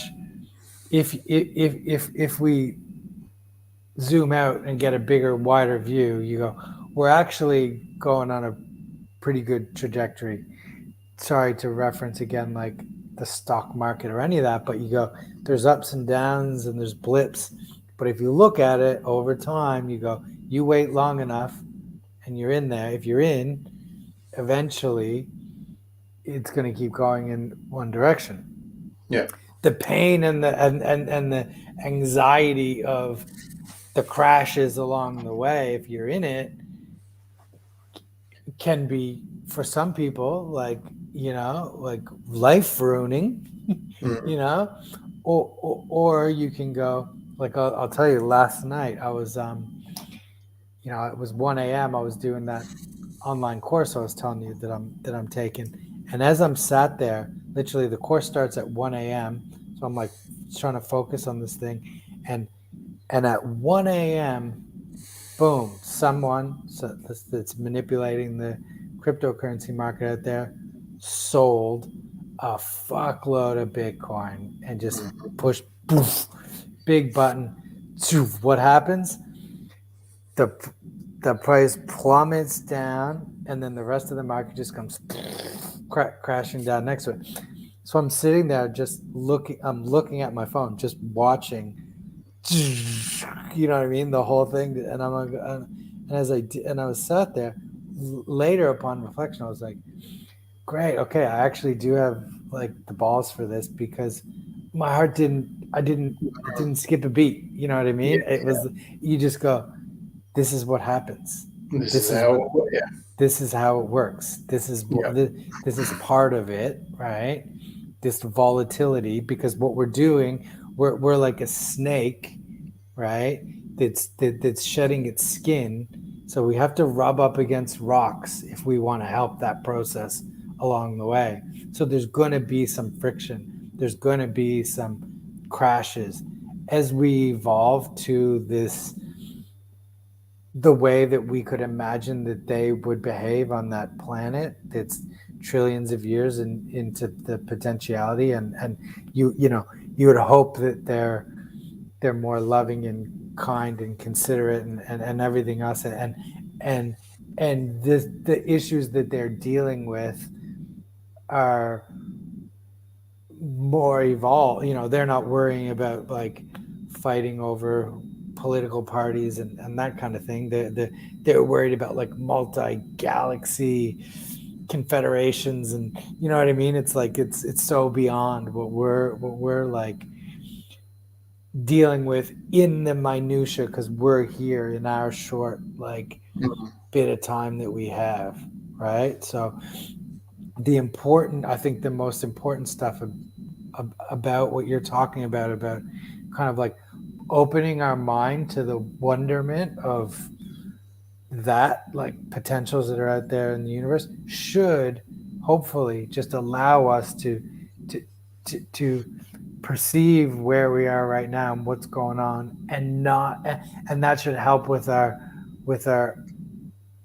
unclinging, right? That should mm. help with the opening, and where we go, okay, this is unfolding, this is happening, right? It's like when you've been in those situations where you have like if anyone's ever like broken a bone or something, where you have this like traumatic kind of like event that happens. It's sort of like there's almost a point beyond pain where you're like, okay, yep, this is happening, yep, it's happening, right? And of course there's the surges of like traumatic pain that come along with it, but it's almost this like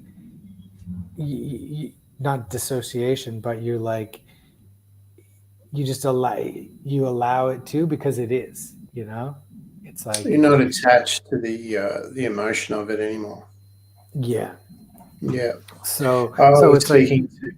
I was speaking to a friend today, and um, she was saying, you're in school, you learn in history about all these dates, the French Revolution and the First World War and the Second World War and the Gulf War and everything, and you hear about it as a date, and you read about it with stories and characters and events, but no one ever tells you about how everyone was thinking and feeling and getting through life in those moments, you know.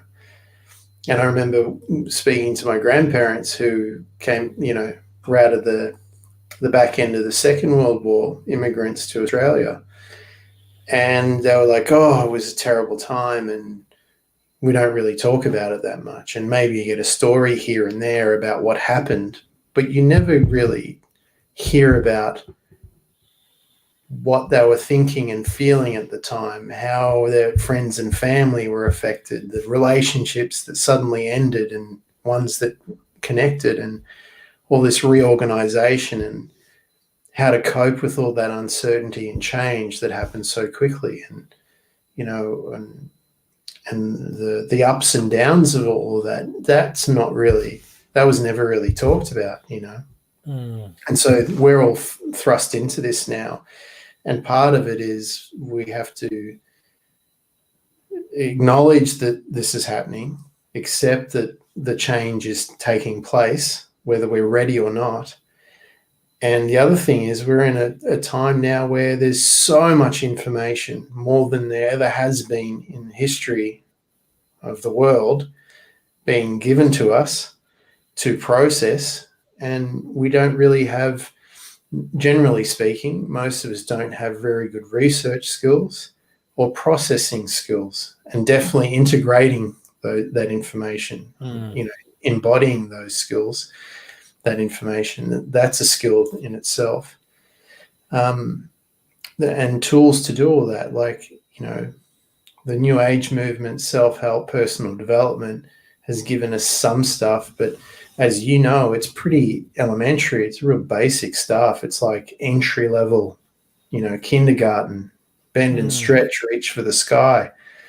I'm a little teapot almost, some of it. And we're dealing with really big issues here, big changes, big movements, big energies. It's almost like, from my experience working with kids in trauma, they go through this adult event, like it would change an adult's life almost. Some might not survive. It could be completely irreversible, the change that takes place, or the trauma. But it happens in a child and they can't even articulate what's going on. So it's like, how do you help them through that? The skill level to do that is, has to be pretty damn high. Yeah, well, as mildly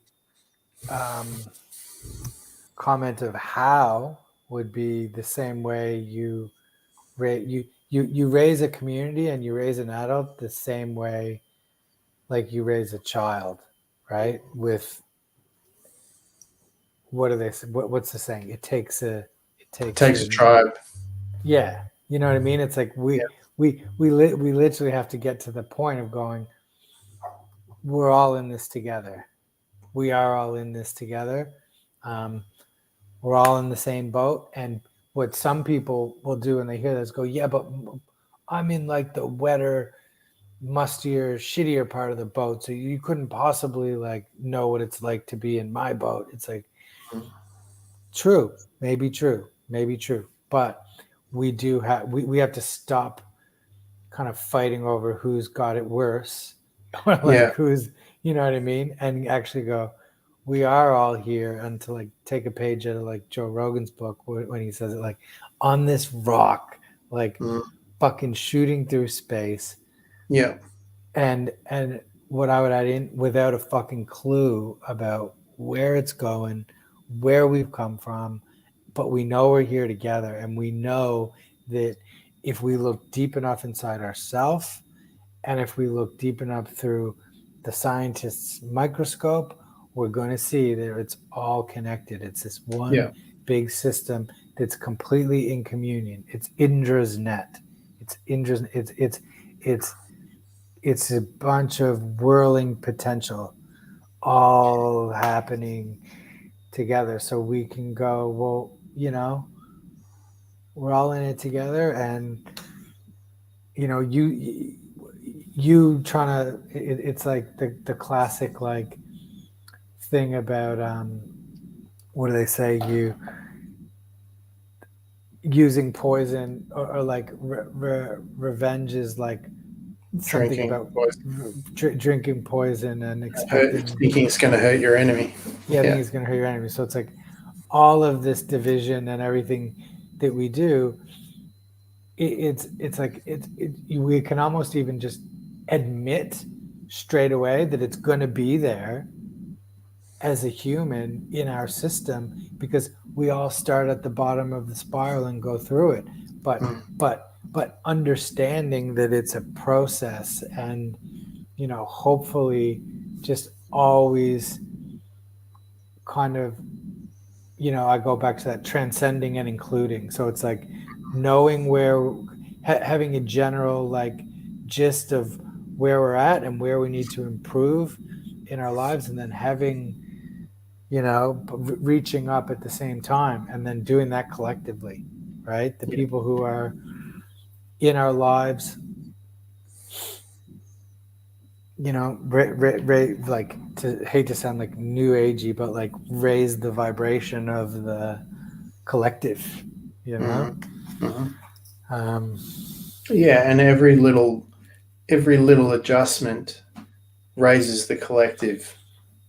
You know, everything you do matters. everything. Yeah, every little bit counts. And I think you said it like perfectly with Joe Rogan. We're all on this rock together. It's like I think people are finally realizing, you know, the one way we're all connected is that there's no escape. You know, it's kind of like people think, oh, I don't like what's going on and all these restrictions and rules, and now with we're just thinking about leaving. I'm like, where are you going to go? I had a conversation Where are you yesterday going to go? in, It's in this everywhere. in this crypto chat I'm in. These guys, but it's mostly guys in the UK. My buddy added me into the group.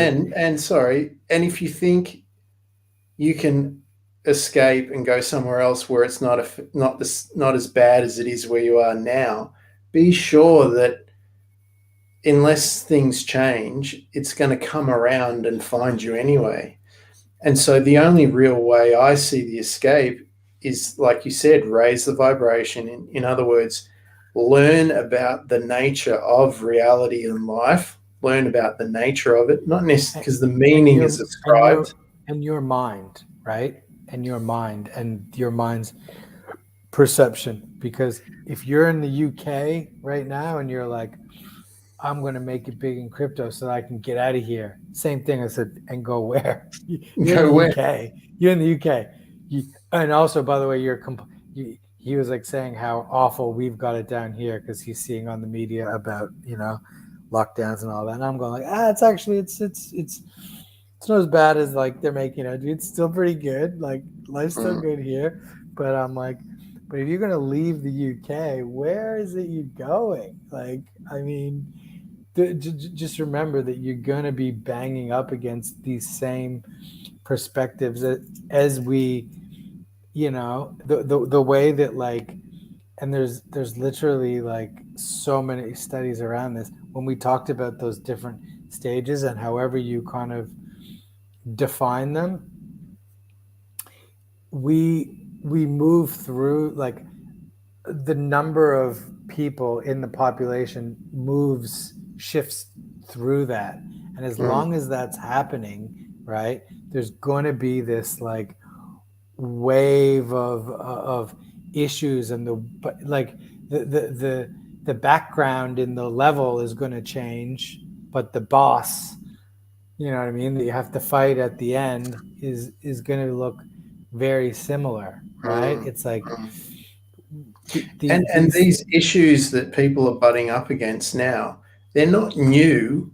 They've been around for decades and no one has even looked at them. And now everyone's being forced to look at them, to pick them up and start to learn to solve them, you know. And that's a good thing. That's a good thing because we need those basic areas solved so we can move on. I mean, the most obvious one I can think of at the moment is solar energy and electric vehicles, right? How long have we? How long Had that. should we have Yeah. had that already? We should have had that a long time ago. Why didn't we have it? Okay, all sorts of reasons. But now it's like, well, it's time, and Well, and just to have a little fun with the model we talked about, the reason is because in that orange structure, yeah, the people that had the control at the in the corporate sense, right? That we're driving the innovation when we're making so much money, right, off of the way things are over here, that even though the next level up, which is a green solution, which is solar, and to use from that, they're going, doesn't matter. This is about profits. We don't, that doesn't matter. So we're going to keep driving this way. So it's now as we start to move through this collectively to go, wait a second, profit's not the only thing that matters anymore. We got to consider like having a planet here for our grandchildren. And then what tends to happen is the people in the scientific, rational, orange-minded capitalists start to come up with a solution that works at that level, but they can start to solve the problem that technology, that the idea of the technology from a green level gets pulled down, right? So the spiral works in both ways. It's like raping the earth with oil to like heat our homes. It's kind of not working, but it's working, but it's paying dividends. But then this idea is up here that's going, well, we think that there's a better solution that's green and that can help, and The capitalists kind of go, oh, wait a second, we think we can make that work financially for us as well. So then that innovation starts to roll out, and that's what we're in now. How many times a day do you get someone knocking on your door offering you solar? You know what I mean? Not that many at the moment because they're in lockdown, but when I'm telling you, when those solar companies, when they get in a lockdown, get ready, they're going to be knocking on your door. And it just changes the way we live. It changes the way we perceive. Like, you know, everyone being pushed in and corralled to be online, you know, move businesses online, you know, not have distribution centers and factories, and, you know, do business the way it used to be done. It's going to change everything, how we interact. You know, I was speaking to one of the guys from the gym, who's from Brazil, and his family's from Brazil, and we were talking about the SpaceX and the rockets, you know, and I can never remember the vehicle's name. Anyway, you'll be able to take a rocket anywhere around the world and get there within an hour. You know, they're saying like 50 minutes to the other side of the world. And he said, I haven't seen my family in nearly 3 years. The plan was to go every 2 years. Now it's 3, almost 4 now. And I said, well, same. You know, I'm same at the moment. Yeah. And, you know, I'm saying, well, hopefully when all this straightens itself out and those rockets are going off, you'll be able to go there in the morning, for the have weekend, lunch, and come home in dinner time, you know. Yeah. Be back for dinner. So when you have that ability and that's normal, like, you know, there's 12 launches a day, you know, going from each continent, all going everywhere, then it's very hard to have an us and them mentality. It's very hard to go, well, this doesn't affect them over there, because it's like, well, it does, because now the world's tiny. You can get there within an hour, like taking the bus. Yeah. And you know, until we can get off this ball of dirt and get out into. I don't think I'll go. I think this lifetime I'm here. I think me too, but you know, this is it. You know, there's nowhere to go. Yeah. You know, like we're saying, there's nowhere to go. There's probably nothing more important to do than to understand how this is all affecting you and why, and shaping your perception and directing you towards particular potentials in your future. And so, you know, you want to understand that process. You want to be able to reverse engineer that so you can reorganize your perception to draw in from that spiral down new potentials to become reality.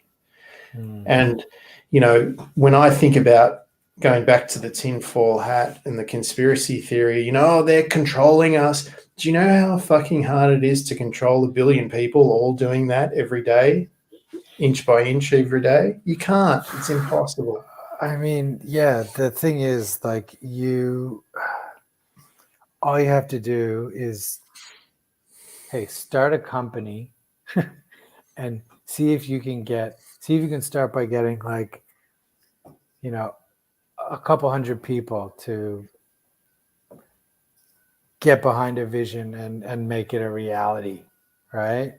And that's if you've got like heaps of cash flow to do it, is a very challenging thing versus governments who have, like, they've got a lot less money than we think they do to solve our problems. You know what I mean? They're not the greatest at spending it or spending it wisely. I'll give you that. But it's like, you go, whoever they are, this mysterious they, unless you subscribe to the reptilian thing where they're reptiles and whatever, which I just can't go there. You know what I mean? I can't. It's a bit of a jump, isn't it? It's a bit of a jump to me. I kind of go, hey, that's a funny thought, but I can't live in that reality. So with cutting that off and going, no matter what, they are just humans that are going through this same evolution, and they're somewhere in that, on that same meter stick of evolution that we're on, and trying to figure it out the best they can.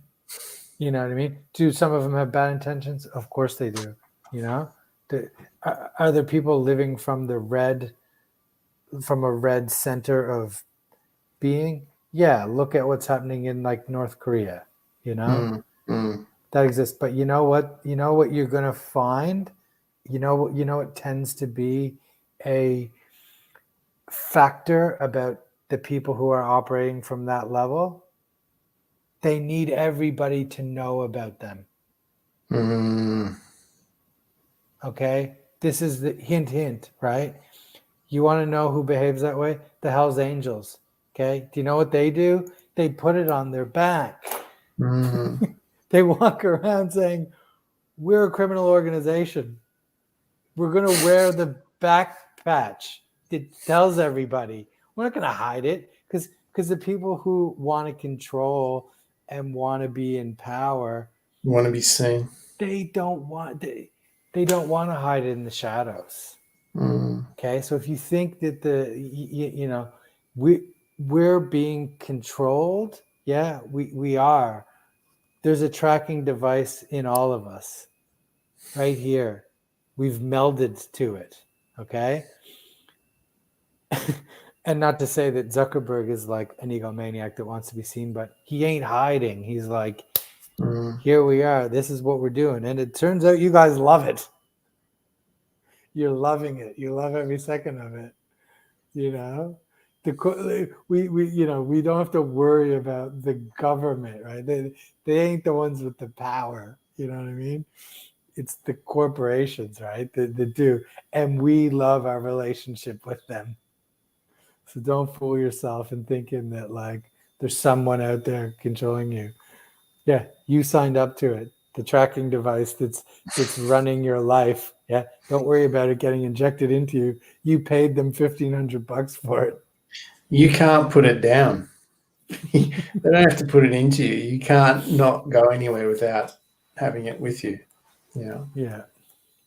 On that note, we're coming up on 3 hours. Let's put a pin in it. All right, man. So fun, man. Loving it. Always good. I always start going, fuck, I don't have anything to say on this. And then imagine that if I turned up without something to say one day. Yeah, I just need to give you a little nudge and you're off.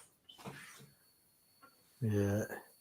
No, thanks, man, for putting this on again. Thanks to anyone I can see in the comments there's a few people there watching. I'm sure we must have lost a couple with our technical difficulties, which we're going to work on.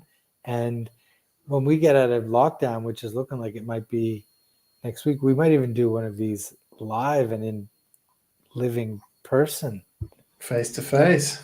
That'd be How nice. fun would that be? Yeah. Maybe we'll go somewhere where the internet connection is nice and solid too. Mine's all right here. Yeah.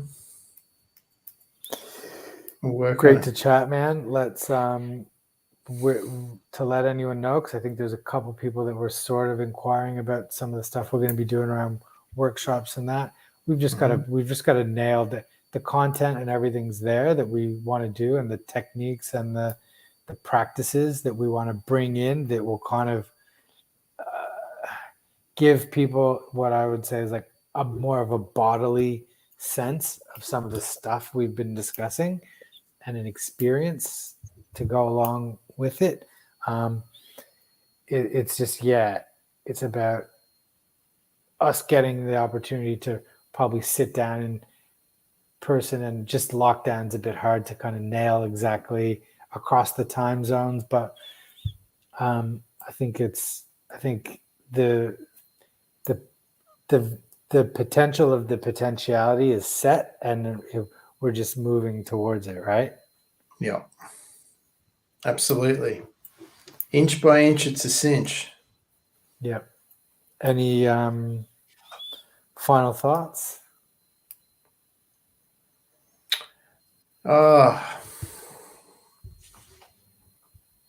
No, I think we'll leave it for another time.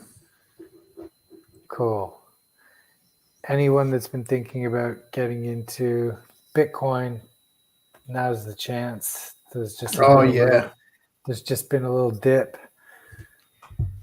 in the market. Yeah. And so you can be sure that that's all going to get bought back very, very soon. It's already getting eaten up right now as we speak. So, yeah.